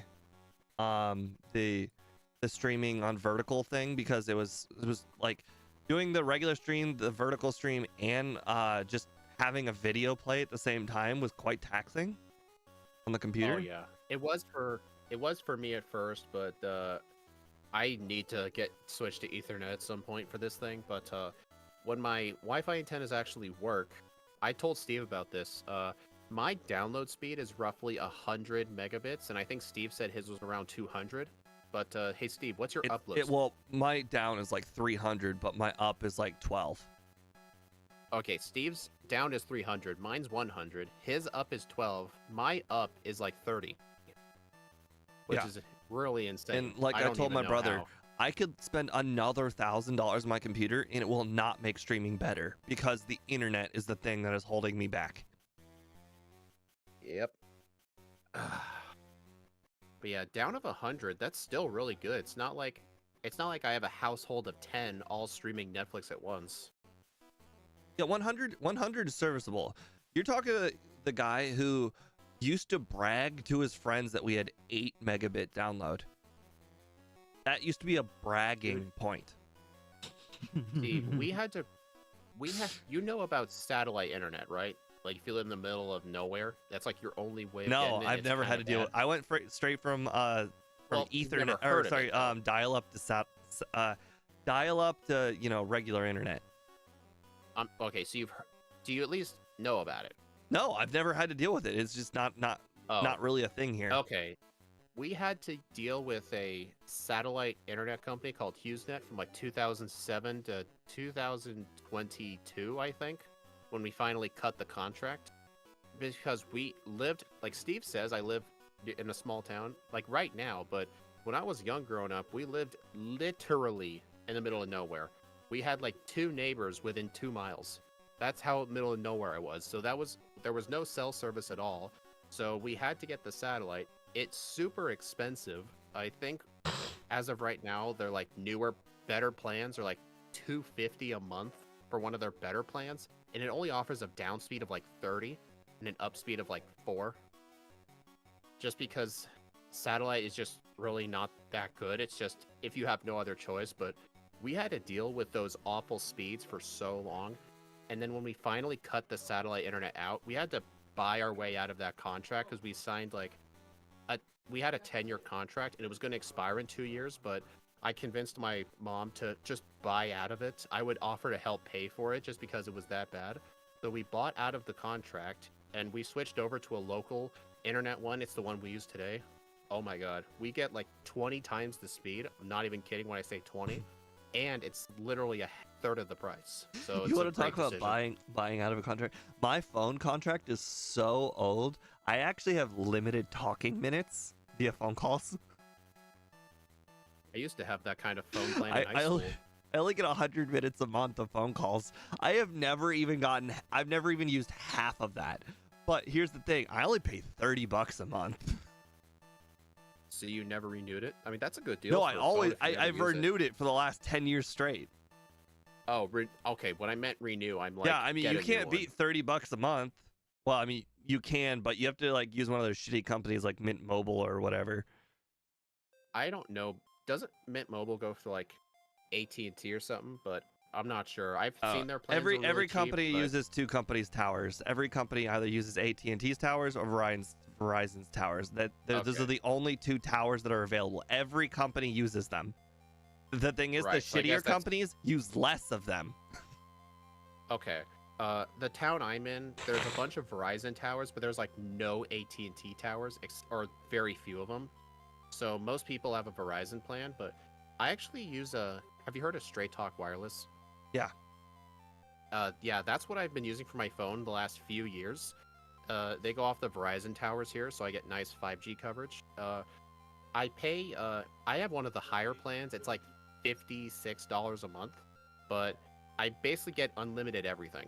What's confusing is I don't actually know what towers my phone uses anymore.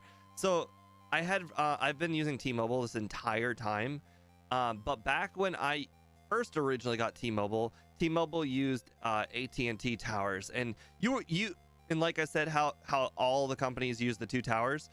The difference is the shitty companies use less of the towers. So like, for instance, whenever we go on vacation, we would drive down from Ohio down to Florida, but some people who have AT&T will get these towers, and people like me who have T-Mobile they'll just be like an X or something, or no, it would be like 3 or 4 bars. It would show you have bars, but then it would be like a bar with like a letter on it, and then it was like, oh, this is AT&T only.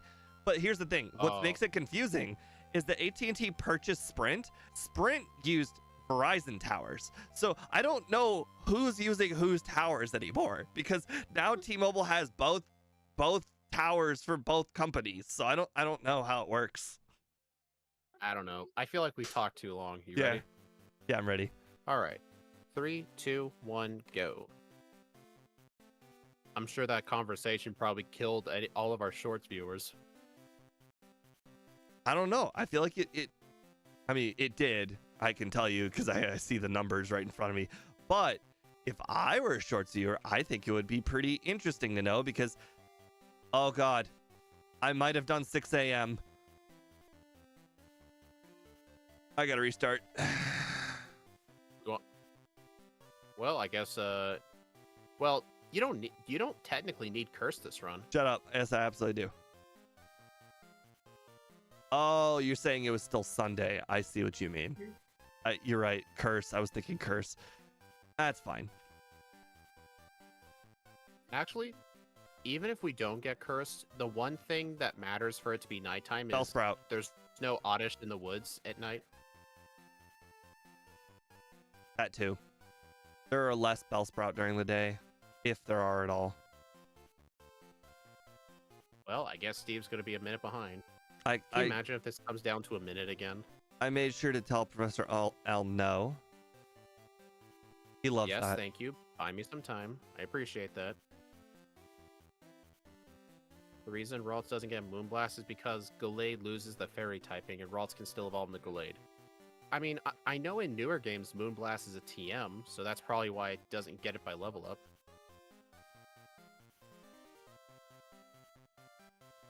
So yeah, actually, did Play Rough help with anything in this game at all? I don't see why it would. It's not like you have stab. What was it gonna do? I don't know. I'm trying to think of where I used it last time. So Andrew's brought up this interesting issue with the vertical streams. They're apparently really behind. He just now messaged me that the vertical stream just finished the first run. I have no idea why. Yours had that. They lag I think behind. Mine has it too. Yeah, yours definitely have it too. I tried watching one time. It just lags further and further behind as it streams. I don't understand how. Might have to look that up later, because there's no way that's normal. I would say that Twitch doesn't do that, but quite frankly, I mean, I only ever streamed to one platform on Twitch. Well, I don't... Wait, does Twitch have vertical streaming too? No. Why? Okay, so here's the thing that I do every single run. I just do it. It's not a big deal. So you know how when you go south from Mr. Pokemon's house and then you take a left to go over to the gate or jump over the fence? Yeah. Well, I Yeah. always clip the grass. Like I'm always one step and clip the grass. And normally it's not a big deal, Okay. but every now and again I get an encounter, like just now. All right. I will say I have never done that. You've never clipped, That so thing you zigzag in the grass or zigzag to avoid the grass Yep. instead of just going straight guess- down then straight left. Yep. I Interesting. think that might be a keyboard controller difference, because I know for keyboard it requires a tiny bit more work to change directions. So I'm thinking you only change directions when necessary. So you go straight lines as much as you can. No, That's what I'm that's just guessing. a personality thing. I don't think it has anything to do with keyboard. If anything, Oh, so you I would choose say to do that that. changing directions is probably easier in keyboard. I just don't. It's Oh, just a personality thing. I like being direct. I also do this in real life too. So like for instance, when my other grandmother, when she was still alive, her house, technically, if you took the highway to her house, it was a lot faster, but there were a lot more like turns and whatnot. But you would save yourselves like 5 minutes if you took the highway and whatnot. But yeah. if you took this one street called Mahoning, all the way there, it was 2 turns the whole way from my current grandmother's house to my other grandmother's house. 2 streets, 40-minute drive, 2 streets. But So the whole drive was still 40 minutes anyway, but it was like 99% straight line. yes, my current drive, if I were to go from this grandparent house to the other grandparent house with the 2 streets, it's 40 minutes. But if you take the highway, it's 35. Hmm. But I mean, even though I had Google Maps and I could just Google it and then like I would know which streets to take lefts and rights on and whatnot, I just decided, nah, screw it. I'll just take the two changes. I mean, what's 5 minutes? Yeah. So I kind of do the same Actually- thing. I just kind of, this is just the kind of the way I play in real life too. I just less turns. I do somewhat do that too. Like when I first started driving around 4 or 5 years ago, when I started to drive for the first time, whenever I would go to the nearest city an hour away from me, I really didn't know the roads well at all. So what I did was I always Google mapped like literally everything, even if it was off of the highway. I still Google mapped it anyway. Yep. But after about a year, I pretty much never had to use it ever again. No matter where I'm trying to go, unless it's somewhere I've literally never been to before, like some random cafe or something, I will pretty much know where it is, because all I remember is like in the city, there's like 3 major streets. There's the main highway, and then there's 2 side roads where a lot of the traffic go through. I just think the place I'm going to, like a store or something, what street is the building closest to, and how far in? So if it's closer to like the highway, if it's closest to the highway, and I know it's like halfway through town, then I know to stick to the highway for a bit. Or what I normally would do is I would go on one of the side roads, and I try to look out for different like landmarks, so I can see where I am compared to if I was on the highway. Because like if I stay on the highway, I'll obviously see it, but if you take one of the side roads, you will have to know where you're going, but you can skip a lot of traffic. Yeah, I did the same thing. Which- Or I do the Yeah. same thing now. It's just, I don't know. I hate maps. Well, no, sorry, not maps. I hate directions. Well, my Absolutely, yeah. first job after college, the guy who hired me gave me directions to the job, and I'm like, can you just give me the address? He's like, sure. And this is after he explained the directions. And then I remember this place had a lot of turnover. So I heard him on a phone call for another person who was getting hired. He did the exact same thing. And I literally told him after the call, you are aware this is like, and then it was like 2018 or whatever. I'm like, you know, everybody has Google Maps. You just have to give them the address. And the guy's like, the guy's like 55 or whatever. So he's like, yeah, he's like, I understand, but I just like giving people the address. He didn't like giving people the address? No, he just likes giving people the address. He likes explaining where it is. It's just an old person thing. So wait, I'm confused. What kind of directions did that old boss give? Literally the address, or like turn left here, turn right on this street? He would say, "Do you know where this is?" And then you would say yes, or you would say no, and then he would give you another location. Do you know where this is?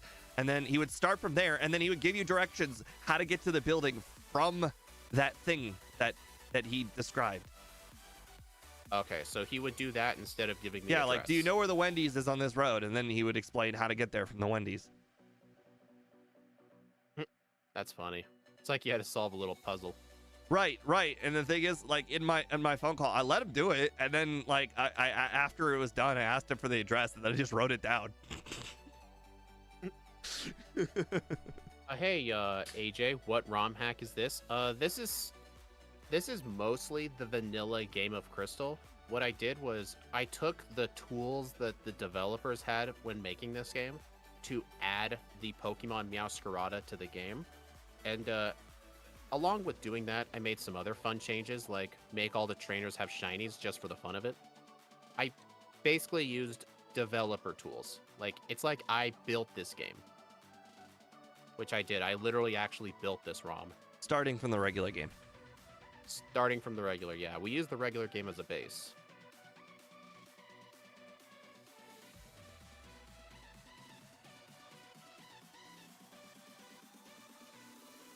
Hey, Steve, I found the Venonet.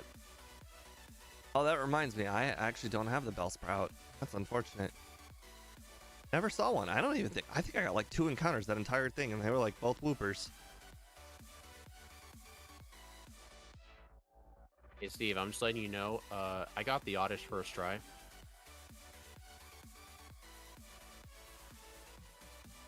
I don't know if you remember this, but I had to literally go buy more Pokeballs because of that Oddish last time. I didn't know this. I'm glad you shared. You seriously don't remember that when I said it? Sure. No, remember when I mentioned that I had to go back and buy more Pokeballs because I couldn't afford the Abra? I don't know what you're talking about. I won the last run without any setbacks. It was mano a mano. Everybody was doing their best. There were no setbacks in the last run. Whatever.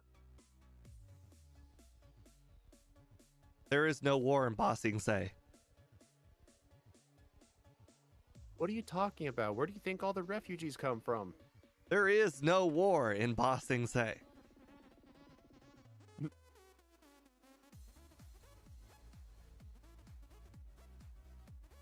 What, did Judy make you say that? By the way, I still use the repel even though I needed the Oddish. That's a force of habit. What I do is I use the repel for the Farfetch thing, and then after the Farfetched, I actually look for the Oddish. I just had to go left and right in front of Farfetch'd guy, looking like an idiot. It's okay. He's just a bunch of pixels. He didn't know what to do. No, he judged me. I felt his little pixel eyes looking at me and judging. Okay, I'm judging myself by not picking up the charcoal or anything. I don't really like getting it unless I'm buying like all the punches. If I'm getting just one, I don't need it. But if I was getting like all of them, then I would. I'm trying to think, where was the first time I used Thunder Punch? Like, can I delay it?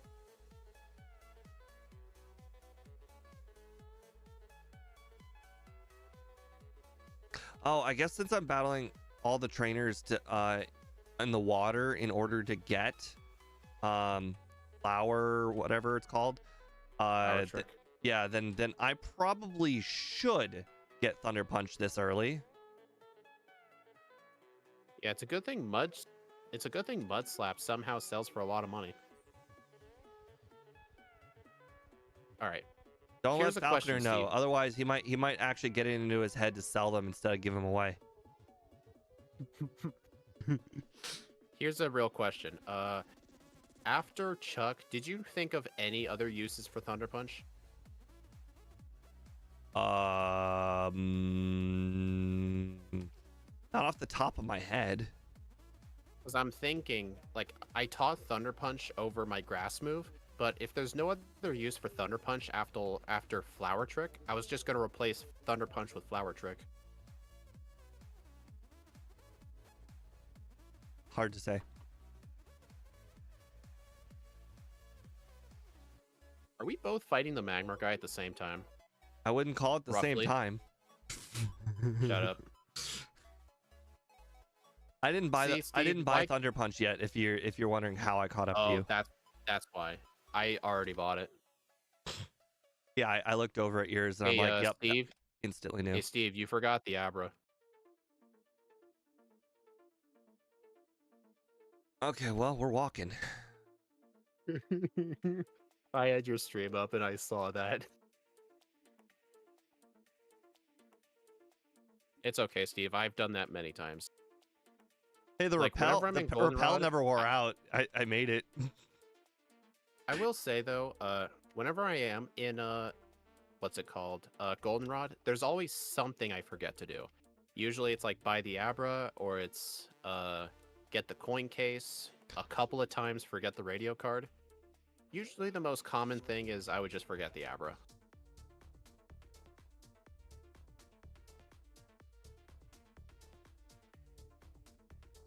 Mega Horn. No. You know, if this was Gen 1, can you imagine if this was Gen 1 and this thing got like level 20 Twin Needle or something? That would actually help out quite a bit.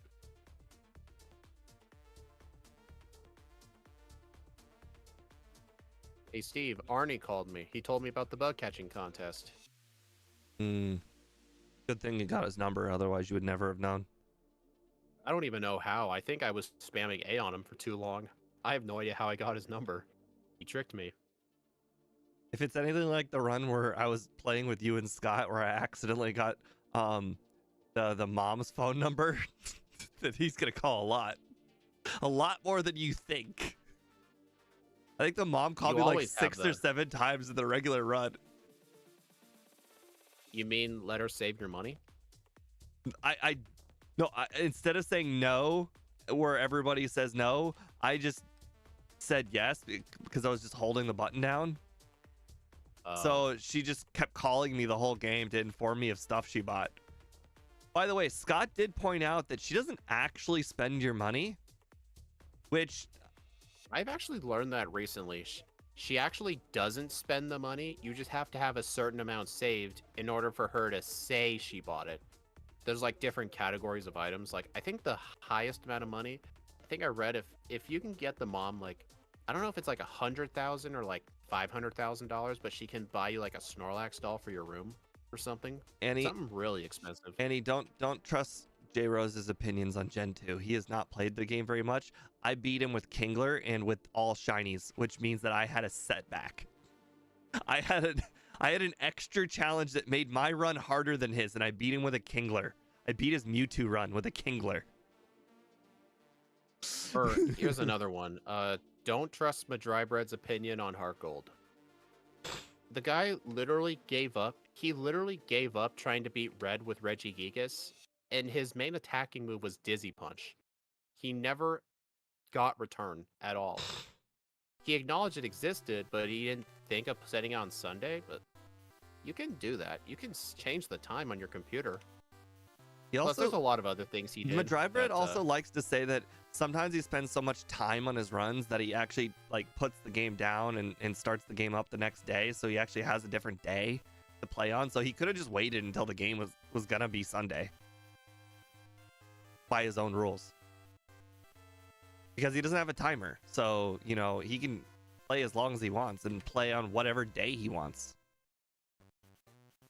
And he can make it whatever day he wants because he can wait.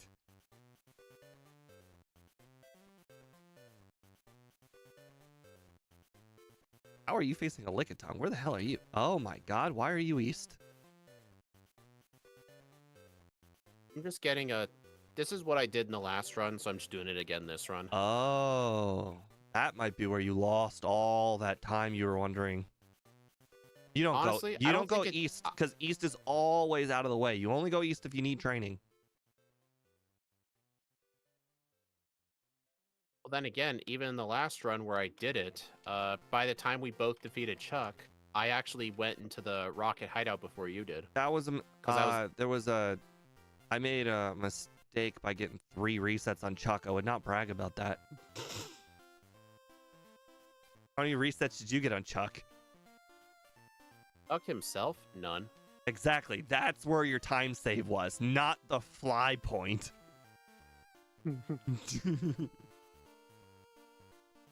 Heck, one of the resets he put me to sleep, then hit me with dynamic punch, so it's even longer.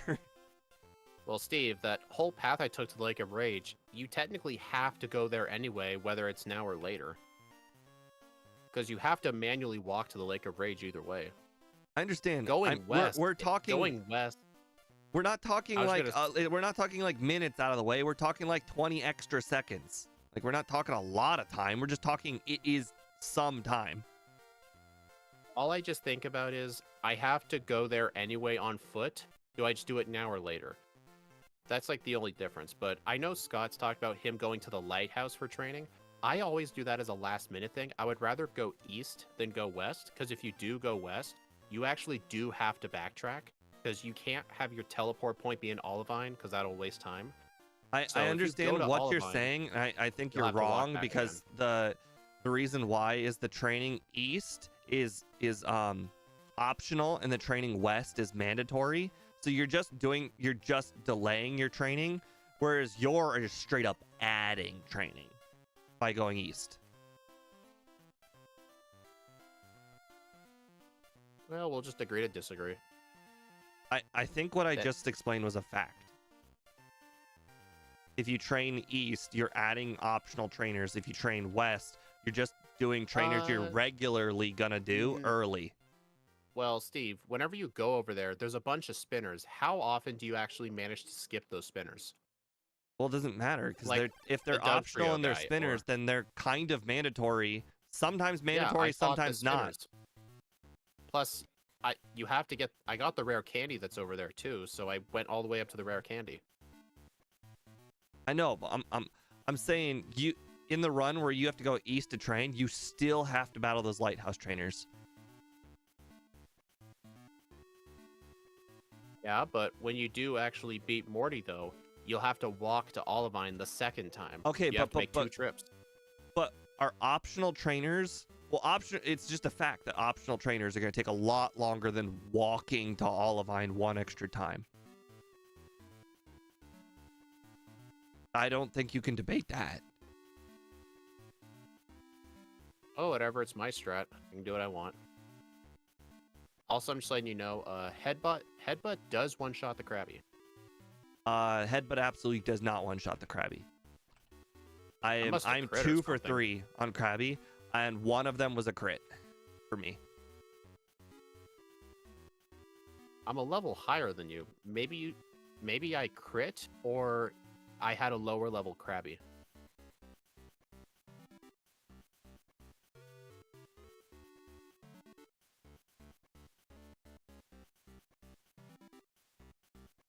Annie, in Heart Gold, it still has to be Sunday for return.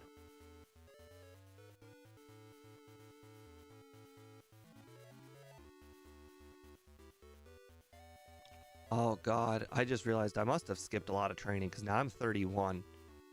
Whereas last time I was 33, so now I have to do even more training to compensate. Wait a minute, though. That training actually benefited me. Okay, because we need the training for Chuck. Okay, well, this run was an exception to the rule, not the rule. Well, I did it because I knew we still needed the training at some point. What level am I? I don't even remember which trainers are good. All I remember is the Gyarados guy. I'm 33. Honestly, did you use any rare candies at Red? No, but I used 2 of them in front of Lance uselessly. We have... How many rare candies do I have at this point? I think just the one candy? Maybe we could train up to like 35 and just use the rare candy just to skip a level?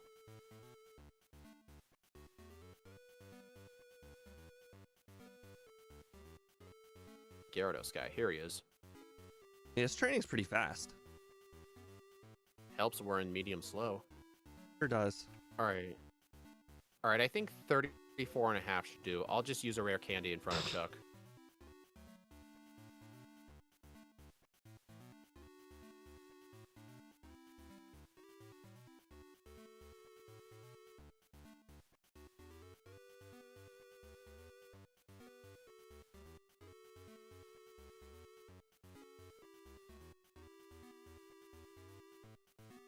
Wow, that double kick actually hurt.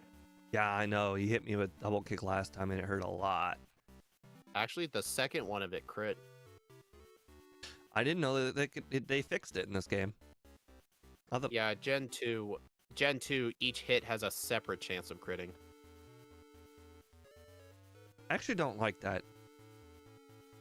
It makes it a bit more scary, like, because if you know, like, oh, I can survive a double kick, it does 1, 2, and then 3 does so much damage, you're like, wait, no, what's going on? Oh my god, you just reminded me. One of my other favorite games as a kid was called Lord of the Rings: The Third Age, and it's a taking turns game. But one of the attacks I like to use is called Icthelian's Rage. It's just a three hit move, you know, like triple kick or whatever. But when one of those hits crits, you feel so good. Like normal hit, crit. Right. Yeah, that's how it works. To this day. Oh. Oh, really? Hey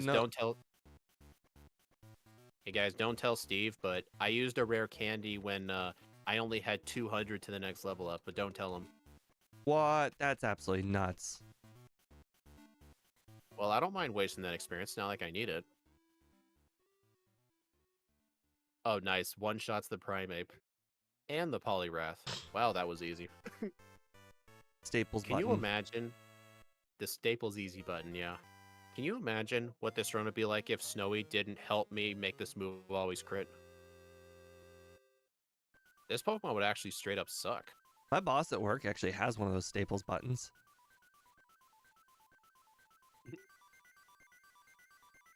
Anybody feel like they're old enough to remember the Staples easy button? Actually, is anybody old enough to remember Staples? There's a Staples in that big city near me. I think it's still open. Wow. Did a lot of them near you close? A lot of them? No, Staples is an online story now, or online business mostly that I can find out, because I've noticed that Staples is basically the Amazon of businesses. Like businesses will buy like, you know, calendars and like markers and shit off of Staples instead of Amazon. For some reason. Was that am I thinking of it as a Staples, or was it an Office Depot? I'm pretty sure it was a Staples. We have an Office Depot. I don't go there. I know there's one of those too, but I'm thinking of... I'm pretty sure it was a Staples. It's probably a really old one then that just never shut down. I was in there one time. It's a really small place, but they had a lot of like office supplies in bulk. Like just anything you could need. Right. Like I said, the majority of the business that they do are to other businesses, not people. They supply like businesses like of their calendars and their pens and whatnot. That's what Staples does now, for the most part. They probably still sell to people, just not very much. It's like not the majority of their sales. Man, I can see what you talk about by getting return after fly. I saw you made that little fly to goldenrod. Uh-huh. And it really did not feel like it was out of the way at all. And look, now I have 88 power versus 70. Well, I'm just saying, I'm halfway through the rocket thing. I just talked to the second password guy. That was your East training thing. The water trainers were not that good. Damn it. Did you headbutt a tree? No, I walked into the building before Gyarados.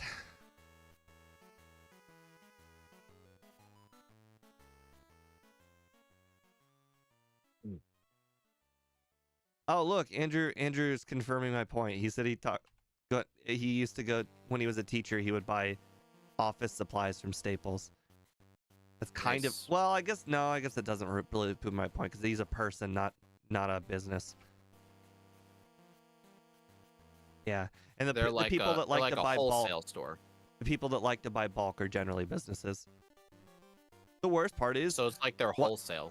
so one time, one of the previous temp jobs I had, they told me, hey, we're getting everybody calendars, and then they gave me a link to the Staples website, and I looked at all these calendars. These calendars are like $14.99 or whatever, and I'm like, I can get it way cheaper on Amazon. I can get you like I don't know, $4.99 or whatever on Amazon. Like, no, we buy from Staples here. I'm like, but why? It's way cheaper on Amazon. And they're like, you know, we get a company discount. And then I asked them how much the company discount was. It was like 20%. Like, even with your 20% discount, it was still more expensive to buy from Staples than it was Amazon. Was it like the same kind of calendar? Like, what were the $15 Yeah, ones? I looked like at basically the same one. paper? They were both like beach calendars. They were like the same thing.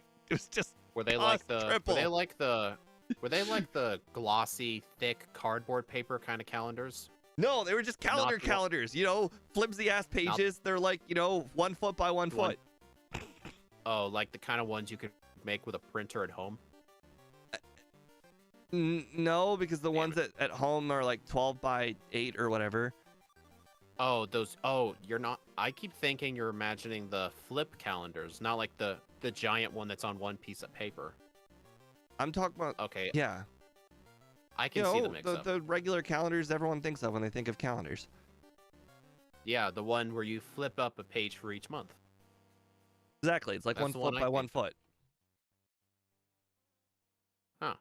Although I I am don't just confusing myself. I don't use better those just kind of stop calendars. talking. I use what do you call? Your phone calendar? No. Well, yes, but also what are they called? The magnetic ones. Dry erase. Oh, we have one of those too. I like the dry erase ones. Hey, Steve, Arnie keeps calling me. He won't shut up. I know. Arnie's the one that tells you about the Yanma, right? He actually did earlier when I was training. He's like, hey, Speed, there's Yanma. You should come over here and get one. That's a rare thing. That's like once a week. Should I listen and go catch one? Well, I mean, it's no Raikou, you know. Hey, Steve, I'm just letting you know, Fira wanted to test out the ether. Oh, how dare it. Dude, I still cannot believe how fast this thing is. Oh, I keep forgetting. You're like an actual minute ahead of me. I was like thinking I was actually like really far behind you. Honestly, Steve, I think even if we were at the same pace, I'd still be ahead of you. Okay, well, you are doing... you just finished Jasmine at 30:35. I'll tell you when I finish Jasmine. Yeah. I think you're definitely going to be way ahead of me. Well, did you beat Price? No. Yeah, that's Although the issue Price for will be you. like 3 one-shots, so that's not saying a lot. Yeah, but still, like, it's probably going to be 30-35 when you beat Price at best. Yeah, it's probably true. You're doing a good pace. Although I think it's just because you did more efficient trainers to the east than my water trainers. Yeah, if I ever do a run where I know I need extra training, at least before the league. Okay, but Not before the league, but like before like Jasmine. That's the best place I go to. This was a rare circumstance where I needed to be 36 before Chuck. I mean, 36 is pretty ludicrously high before Chuck. Yeah, but we've done a lot of first stages lately. With every first stage, I always did that training. So I guess it was just force of habit. I would do it. But it ended up benefiting this thing too. Okay, so you said 30:35. Looks like I'm probably going to be 31:15. Let's see. All right, 31:12. Okay, so that means I am 40 seconds behind you. Man, all it takes is one mistake. Did you get returned? And then you'll catch up. Not yet. Okay, well, it's not exactly 40 seconds, but that's some time. Yeah, but still, like, I know it's what you do, but just flying to Goldenrod just for return when you don't need it right away is just a huge waste of time when you can get it while you're in Goldenrod. I understand, but this is you still have to waste that time eventually. So yeah, but it's not going to be as much time because I'm not flying there. Well, did you talk to Jigglypuff twice like I did? Not this run. This clearly this saves time by talking to Jigglypuff. Didn't you know it does the negative speech glitch. Is that even a thing, or are you just making shit up? I'm making that up. You know how we're doing instant text? You know, Jigglypuff removes all text. It's great. Oh god. Have you ever talked to the Jigglypuff in the Pewter City Center? If you talk to it, it actually starts singing. Interesting. You can't actually defeat Muck. Oh, fun fact, Steve probably knew about this, but in yellow version, if you talk to that Jigglypuff with your Pikachu out, your Pikachu will actually fall asleep. And he won't follow you until you leave the building. Because he's just asleep. It's really cute. There's a lot of cool things like that. I know that there was a way to interact with the radio as well. I don't remember what it was. In yellow? No, in Crystal. Or well, sorry, in Silver. I actually don't know if it's in Crystal. It's probably in Crystal. I know there's an interaction with the radio. I think it had to do something with Oak's call. Like if you talk to Oak or something, then Oak will include you in his show or something like that. I could be wrong, but or maybe you that girl that sits in front of the radio, maybe you do an interview with her and it then your answers get broadcast on the radio. I know Gen 4 does that. I then did that a lot might as a be kid it. when playing Platinum and Heart Gold. Yeah, there was a bunch of like interviewer people, like the camera and the microphone. You would just find them all over the world. You fought them in a double battle, and then you did a little interview, and they'd put it on the TV. No, I'm talking about the girl who gives you the pink bow, or at least at maybe a floor below her or something. Somebody that sits in front of a radio gives you like an interview and you answer questions, and then Professor Oak on Professor Oak's show will like repeat your answers back or something. It's something minor like that. That one specifically, I'm not sure. Man, I'm just spamming Flower Trick and Slash on everything. One's a high crit move, and one's a move that always crits. Andrew, you know what I'm talking about, right? I mean, Andrew said, "Oh, the radio girl." Yeah. I mean, there's some sort of interaction with the radio in this game. I just don't remember what it was. Hey, Steve, how does it feel being behind? We don't know if I'm behind. We just think I'm behind. I think we just proved to Jasmine that you are behind. We don't know this. I might be really, really efficient. Efficient at what? Flying to Goldenrod a separate time? Well, I mean, we don't know if that takes 40 seconds or not.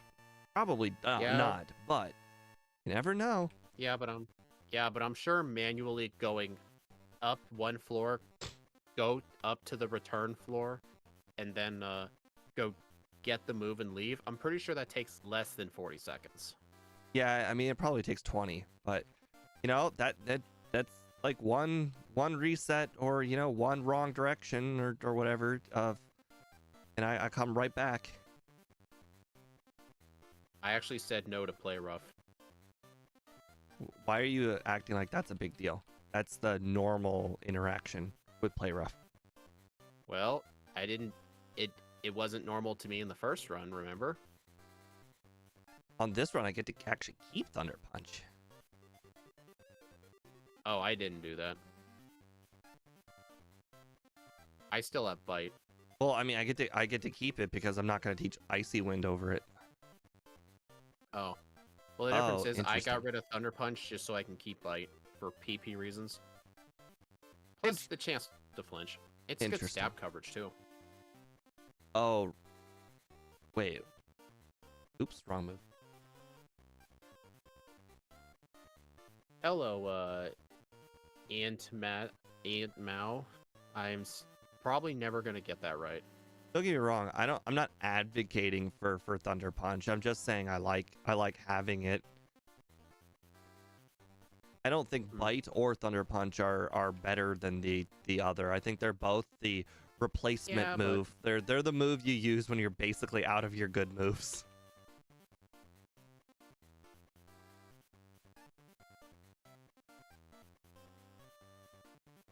Honestly, Bite's just for the PP reasons, honestly. Plus, Dark offensively is somewhat good. I wouldn't call it good. I would call it quite neutral. Yeah, that's what I meant. Hello, John Rivera. I'm doing good. Hope you're enjoying the stream. Aunt Mau. Aunt Mau? Okay. Dang it.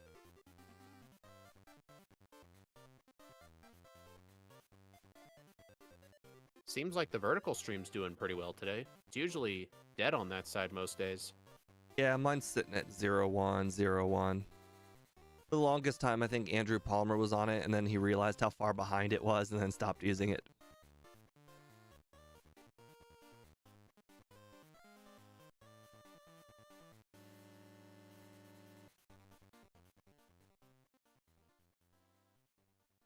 You know what's funny? I know I'm not going to teach rest, but I still got it anyway. What happened? I was looking at I was looking saw that. I was looking at the views for the vertical stream. Oh no, I saw that.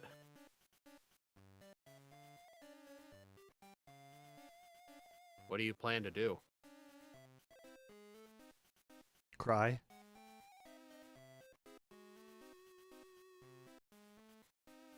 That hurts. He was looking at another screen. He was spamming A, and he taught play rough over flower trick. That hurts. Luckily, I don't think it was mandatory to the run, so I'm gonna keep going. But I don't think I'm gonna beat the first run now. Yeah, it's not like the true mandatory move. It was mainly like a time save, just because it one-shot a lot of random things. I mean, at least it wasn't return. If it was return, I'd have to go back and get headbutt. The worst part is I'd have to go in the forest to get headbutt. Oh, I actually got that move. Where's that berry? Here it is. Wait, what do you mean you got rest and you weren't going to use it? I'm 100% going to use rest. I never used it on red in the first run, so why get it? I used it on Pikachu when I got hit by enough thunders. Well, I used Flower Trick to one-shot it and set up on Venusaur. Okay, but did you just take all the damage and then set up or then knock out all his Pokemon from there without using rest? Oh, no wonder you're complaining about Solar Beam. You just took all the damage from all the attacks. Dude, I resist Solar Beam. Like, no wonder you were complaining about. I resist Thunder and I still used rest. Yeah, but Thunder can paralyze. Solar Beam can't do that. Now can it? I'm saying in this case, both I think Solar Beam and Thunder basically do the same damage. The difference is I had rest. No, they are not equals though. Paralysis is way worse. Plus, Thunder's not a two-turn move. Because sometimes the Venusaur's an idiot and just spams Solar Beam.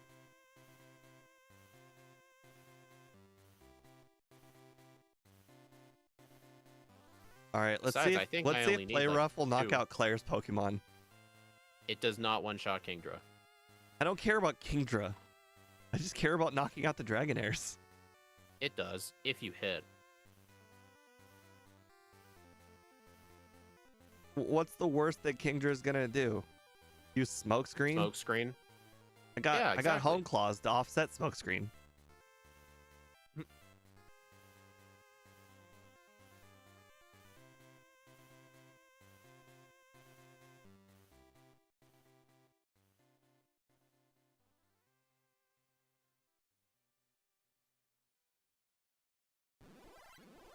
Thankfully, I remembered to get your Teeny, even though no one reminded me. Dang it, that's first fine. Optional trainer. Darn it. The crappiest trainers, too. Hey, that's not nice. You know, if they wanted me to call them nice things, they should have had better Pokemon. Based.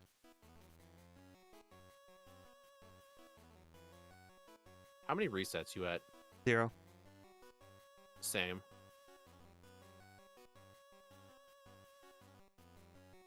Although, to be fair, I don't really expect any resets until Karen and then Lance, but more or less just Karen.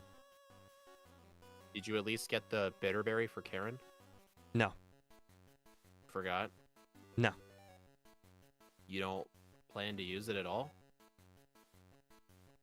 I think it's overrated. Do you just plan to just hope you don't hit yourself or something?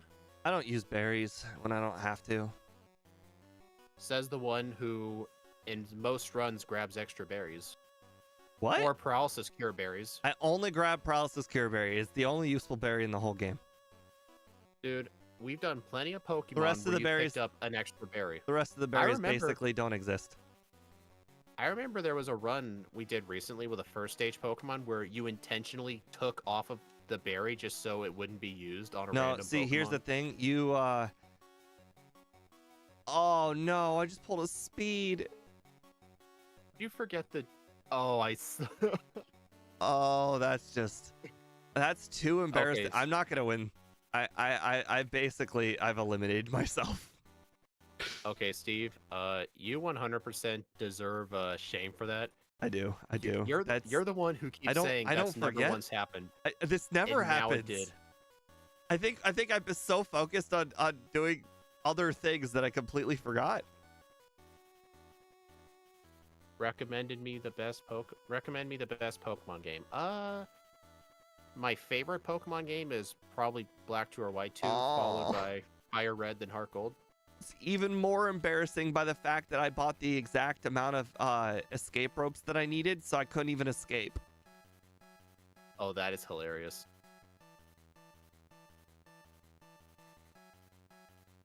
I really hope I do not beat my first time. How mad would you be if you... No, here's the serious question. How mad would you be if you beat your first run by 2 seconds?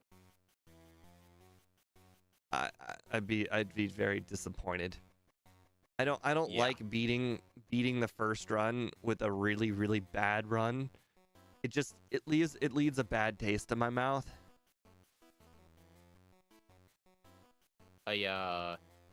Mantu. I'm probably still never going to pronounce it right, but I'm trying. I would sort of recommend against Platinum because I know it's got a really big difficult curve and the story is very slow paced, but if you don't mind the slow pace, I guess it's good.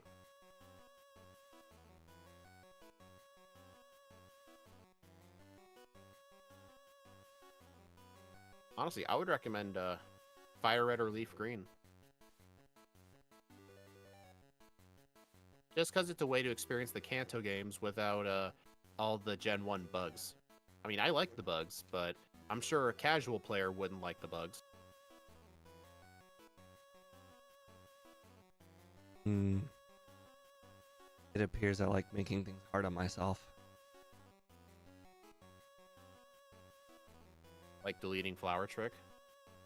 I mean, that too, but also apparently knocking out the Pokemon on the rivals team, so now I have to go in without any home claws. Alright, she just missed the first Sand Attack. I got hit by Sand Attack, and then Confuse Ray hit, my berry ate it, and now I'm at +3 and I'm gonna one-shot her whole team.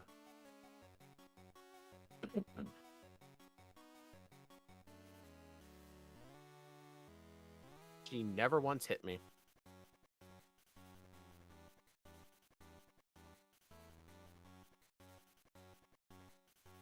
Oh no.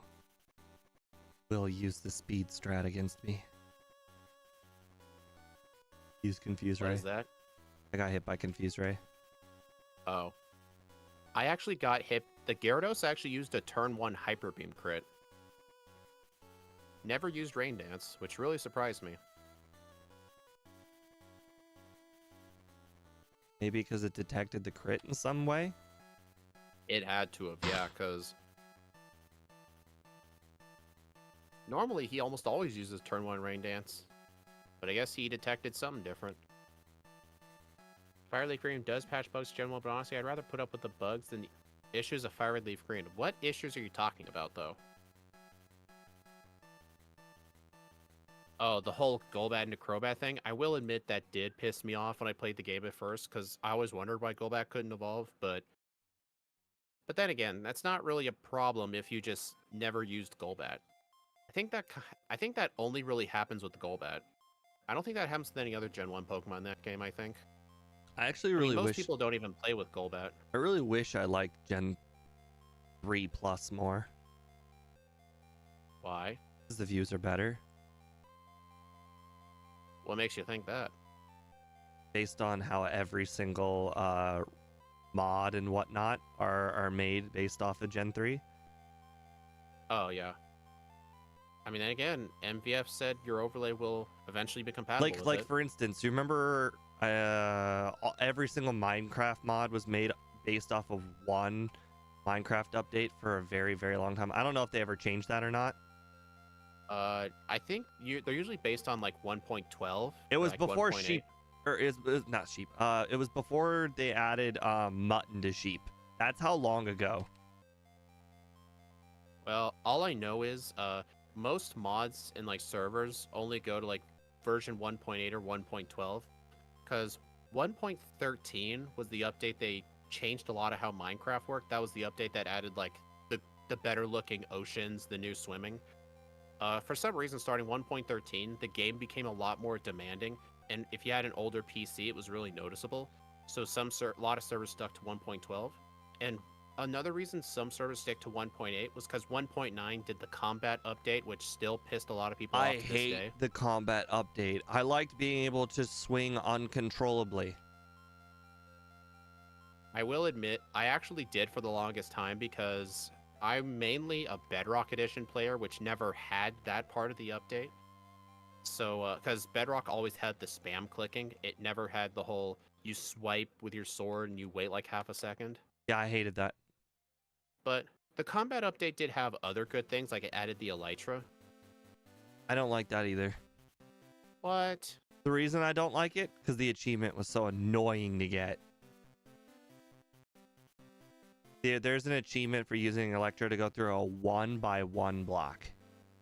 Oh, I remember that one, yeah. Freaking annoying to get. How many times have you died while doing that? Well, here's the thing. I only died like 3 times when I did it on the console version, or sorry, the Xbox 360 version. But when I did the Xbox One version, I died so many times. And the reason why is because the Xbox 360 version had a tutorial world where you got a free Electra. So you didn't have to go through like any of like the problem of like getting one and whatnot, because it was just handed to you. Also the tutorial world had really, really high up areas where, and I watched a guide way back in the day, and the guide was like, hey, all you have to do is just kind of like dig a hole here and then activate the Electra when you have like fallen like 100 blocks, and then you fall through the hole you dug, and then that counts as a 1x1 even if you do die. But when I did it on the Xbox One version, then the tutorial world was gone. So it took me really long to get the Electra, and then I didn't have the tutorial world, so I kind of have to like create the whole thing from scratch to fall through the hole. At least I remembered the whole thing working, but imagine how much more difficult it would have been if I had to go through a 1x1 gap without the hole. Yeah. You talk about hating the combat update. Have you ever played, like, were you mainly like a Java player back then, or did you mainly play What do you mean Xbox? mainly? It's basically Java. What other version is there than Java? Bedrock? I thought this was just a version. I thought that was just a name. There's something that actually is unique to the Bedrock version? Yeah, it's coded in C++ instead of Java, and there's like a bajillion different differences.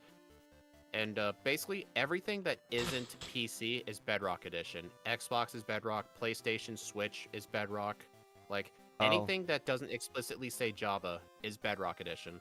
I played on PC and Xbox. That was it. Mostly PC. Yeah, the way you can tell, if the title screen says Minecraft Java Edition, then obviously it's Java. But if it just says Minecraft, then it's the Bedrock Edition. I didn't really notice the difference between the Xbox and the PC, other than the fact that setting up a home server was really, really annoying. It's mainly technical differences. Like you'd have to play both versions to know the differences without looking them up. It's mainly like how different stuff interacts with each other. Like I know the number one thing people talk about is redstone. Like a lot of redstone machines do not work between both versions for that reason. I don't like redstone. The most I've ever done with redstone was like make those little AFK farms that I would look up on YouTube, like auto creeper killers, stuff like that. Or I would try to make those 2x2 piston doors, which are really cool. Like replicate those like ones at a grocery store. My favorite part of Minecraft is actually villager, like just messing with the villagers, messing with the iron golems, and just doing all sorts of villager stuff. I also like filling up my village. Old update, it was based on the doors, so I just make a door building, like literally a 6-floor building that was literally like 50 by 50. Those 6 floors high of doors. It's just so, you just constantly hear the door noise 24/7. I am glad villager breeding doesn't doors anymore. What? It's the same thing now. It's the only difference is it's beds instead of doors. I did the same thing recently, like a year ago. I just built a bed building. Although the one thing I didn't like, it's a lot easier to make a bed than a door. The one thing I don't like about, I wholeheartedly disagree. Like it's not even close. Doors use the same materials as the bed, except it doesn't require wool. It just requires double the wood. So that's just completely false. Also, you get 3 doors and you get 1 bed off of when you make them. So that's completely wrong. Okay, maybe that is a bit wrong, but it's really cool though how the villagers can actually use beds to sleep. I mean, so I agree. I just really like aesthetically, the beds make a lot more sense.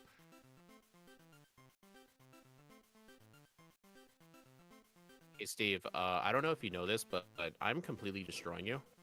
Yes, I knew this the moment I effed up the Dratini. I think even like with the flower trick thing is still going fine. I'm still basically one-shotting everything, but boy, the Dratini thing really screwed everything up.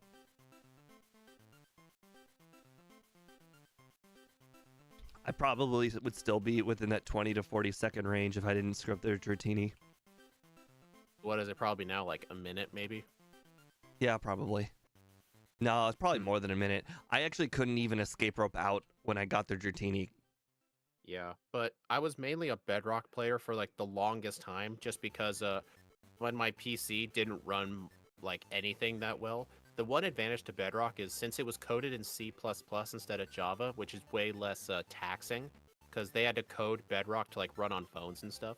My computer was able to run it a lot better. I was able to have a much larger render distance, and it just ran real smooth. There was one feature about it that I did like. It was like a sorta a redstone thing, but basically in Bedrock Edition, you can actually make AFK experience farms, which is not possible in Java Edition without furnaces, because in order to get experience, the player has to like kill the enemy. But in Bedrock, if you throw a trident at a piston and you have it arranged a certain way to like where they go in a little loop and they just push the piston forever, as long as the trident hits something, it'll kill the enemy and you get the experience. I would actually use those in enemy farms. I would just stand right next to it as the pistons kept pushing the trident around, and I would literally just leave it for like 6 hours and be like level 200. You know how I said Gen 5 doesn't exist? Tridents don't exist. I don't know what you're talking about. Are you the kind of guy that quit playing after 1.8? Whoa, no. I didn't say quit. I just based, you know, the how I said that whenever you played like mods and whatnot on the PC version, they were always using one update, one really old update. It was before they added those guys that give the tridents. The one old update. Yeah. Like all of the mods did not have those guys way back when I played. And quite frankly, like we're talking like years. Like there were literally like 3 years of mods that I was playing that always only had one update. Oh, I know what they're called now, Annie. I'm just saying, like, for the vast majority of my Minecrafting, they weren't there. Even 3 years now- after they actually did exist, they still weren't there because all the mods didn't use them or didn't use an update where they existed. True. I mean, I've only started playing Minecraft recently with my brother again for the first time in a long time. The last time I played was like 1.19, and now it's on 1.21, and there's a lot of new stuff. I don't even know what's in the game half the time. Dude, But they completely overhauled the Java version. bro, I played for the first time in a long time, and I was just kind of walking around trying to experience the biomes and whatnot. And I walked into this biome that had really, really thick snow, and then it just fell. Like I just dropped like a Oh. brick, and then I just like suffocated to death or something. It was the Oh, most that's confused funny. I'd been in a while. I literally, what that I was said, now? F it. I'm just, this world is done. Everything that I have on me is gone. I'm never getting it back. I'm starting a new world. Do you know what that was? Do you know what that was now? What? That was a powdered snow. They added that in 1.18 to some mountain biomes. You have to actually wear leather boots in order to walk over it. Otherwise, you sink into it and get frostbite. But you can dig out if you have like a shovel or a bucket of water. I think I People suffocated, freak I out. thought. Yeah, but I've never once died in like that kind of snow because you always had enough time to get out your shovel. Yeah, but when you don't understand what's going on, things are a little different. It just happened. I didn't understand why it was happening. I was like, where did the ground go? Okay, that makes sense.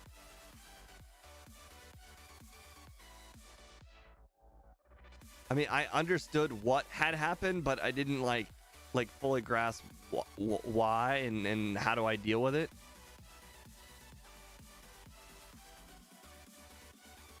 Makes sense. You know, it's a shame this thing can't get sub-hour. It's just not that good. What was the thing preventing? Oh, Sub it was all that hour is training really Chuck. really hard. It is. Like that is a really high bar. I'd say It is, yeah. I'd say 102 should be like the bar. Like if you can get under 102, you're a very good Pokemon. Sub hour is like excellence. I consider sub-hour god tier time. Right. Like for red and blue, that'd be like sub 30 would be god tier time. Yes, because I think I only have like 3 Pokemon that have done it. Yeah, but I have 1 or 2 Pokemon in Crystal that got sub-hour, so I consider that god tier time. But the fact that I just beat Blue and it's a teeny bit over an hour means if theoretically this thing was a tiny bit better, it could get it. The main problem is it needed a lot of training for Chuck. What was my first time? 107.42. Oh no, it Was looks like I'm gonna beat that. I really don't want to beat that.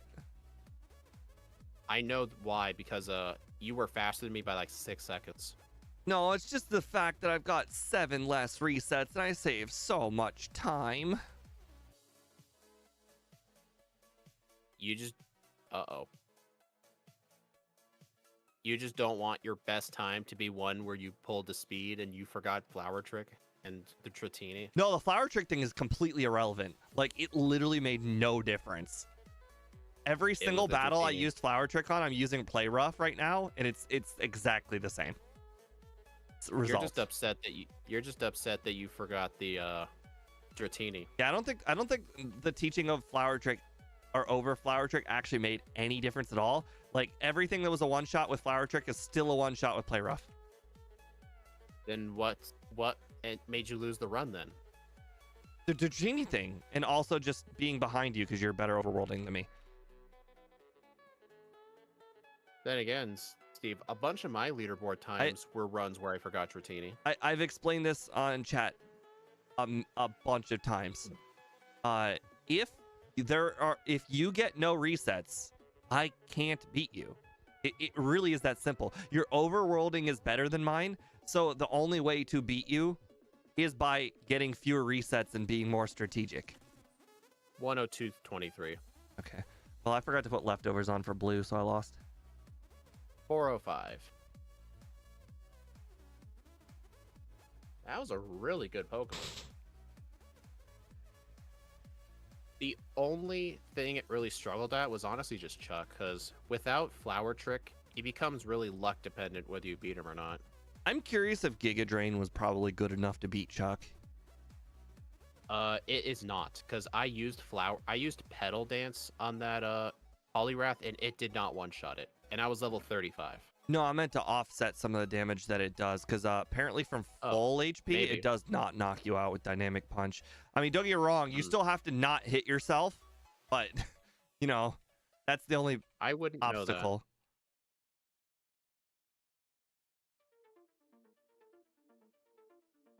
that. Level 65. 65 for a medium slow Pokemon's really good. And also, I actually skipped like almost every rare candy. I basically skipped all the candies. I think I have all of them on me still, which is Actually, 4. I still picked up the Kanto Victory Road Waterfall rare candy. I still picked up that one, even though I knew I wasn't going to use it. It's just a force of habit. Right. I have 4 candies on me, and that's like it. You know the rule. Whenever we say we don't need candies, we always get half of them anyway. It's just what we do. Well, some of them are just so on the way, it's really hard to ignore them. Yep. Dang. Even though that was a good time, Meowscarada only got 10th place. It did worse than like Giratina, Cleavor, Aegislash, Haxorus, Annihilate did way better than this thing. Actually, I only have one Pokemon that's sub-arrow, and that's Miraidon. That was a 57. That thing is a true god tier run. 3, 4. Oh, crap. Oh, wait, you said I outspeed everything, right? Yeah. Look at your speed. Right. Duh, of course. I'm gonna outspeed everything by, like, literally 70. You're able to outspeed Red's team at, like, level 51. Right. This thing is just that insanely No, fast. I'm gonna win by a margin with this mediocre run. Oh, yeah, look at that moveset. Play rough, rest, hone claws. Hey, good job, Steve. You beat the game with a fairy move on your moveset. I guess that should be an achievement. 68. Yeah, higher level than me. You probably used I used all 4 candies then, because why not? 410. Mine was a game time of 405. All right. That's an overworld. All right, so let's see. Switch to top monitor. All right, I'm gonna deafen. Gonna update the leaderboard real quick. And I don't know, for everyone that's on vertical, I did like I made it so it's like the correct width. Let's see. 104.20. Oh wow, there's a definite range here between 105 and 110. Above 104.20. And we got 410 with 1 reset. 410. 1 reset. Try 2. Levels, was it 68, I think? Yep. All right. Add in an image. Not a chart. An image.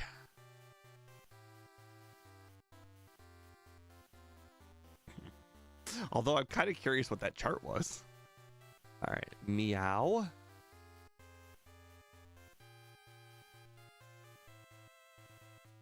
Okay.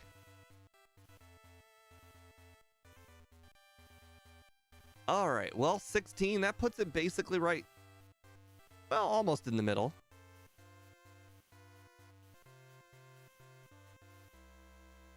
Okay, so I guess we are going to end this run and then pretty much immediately start up the next run, or well, not immediately. We got 20 minutes before the next run. But yeah, for anybody that doesn't already know, we got Jangmo.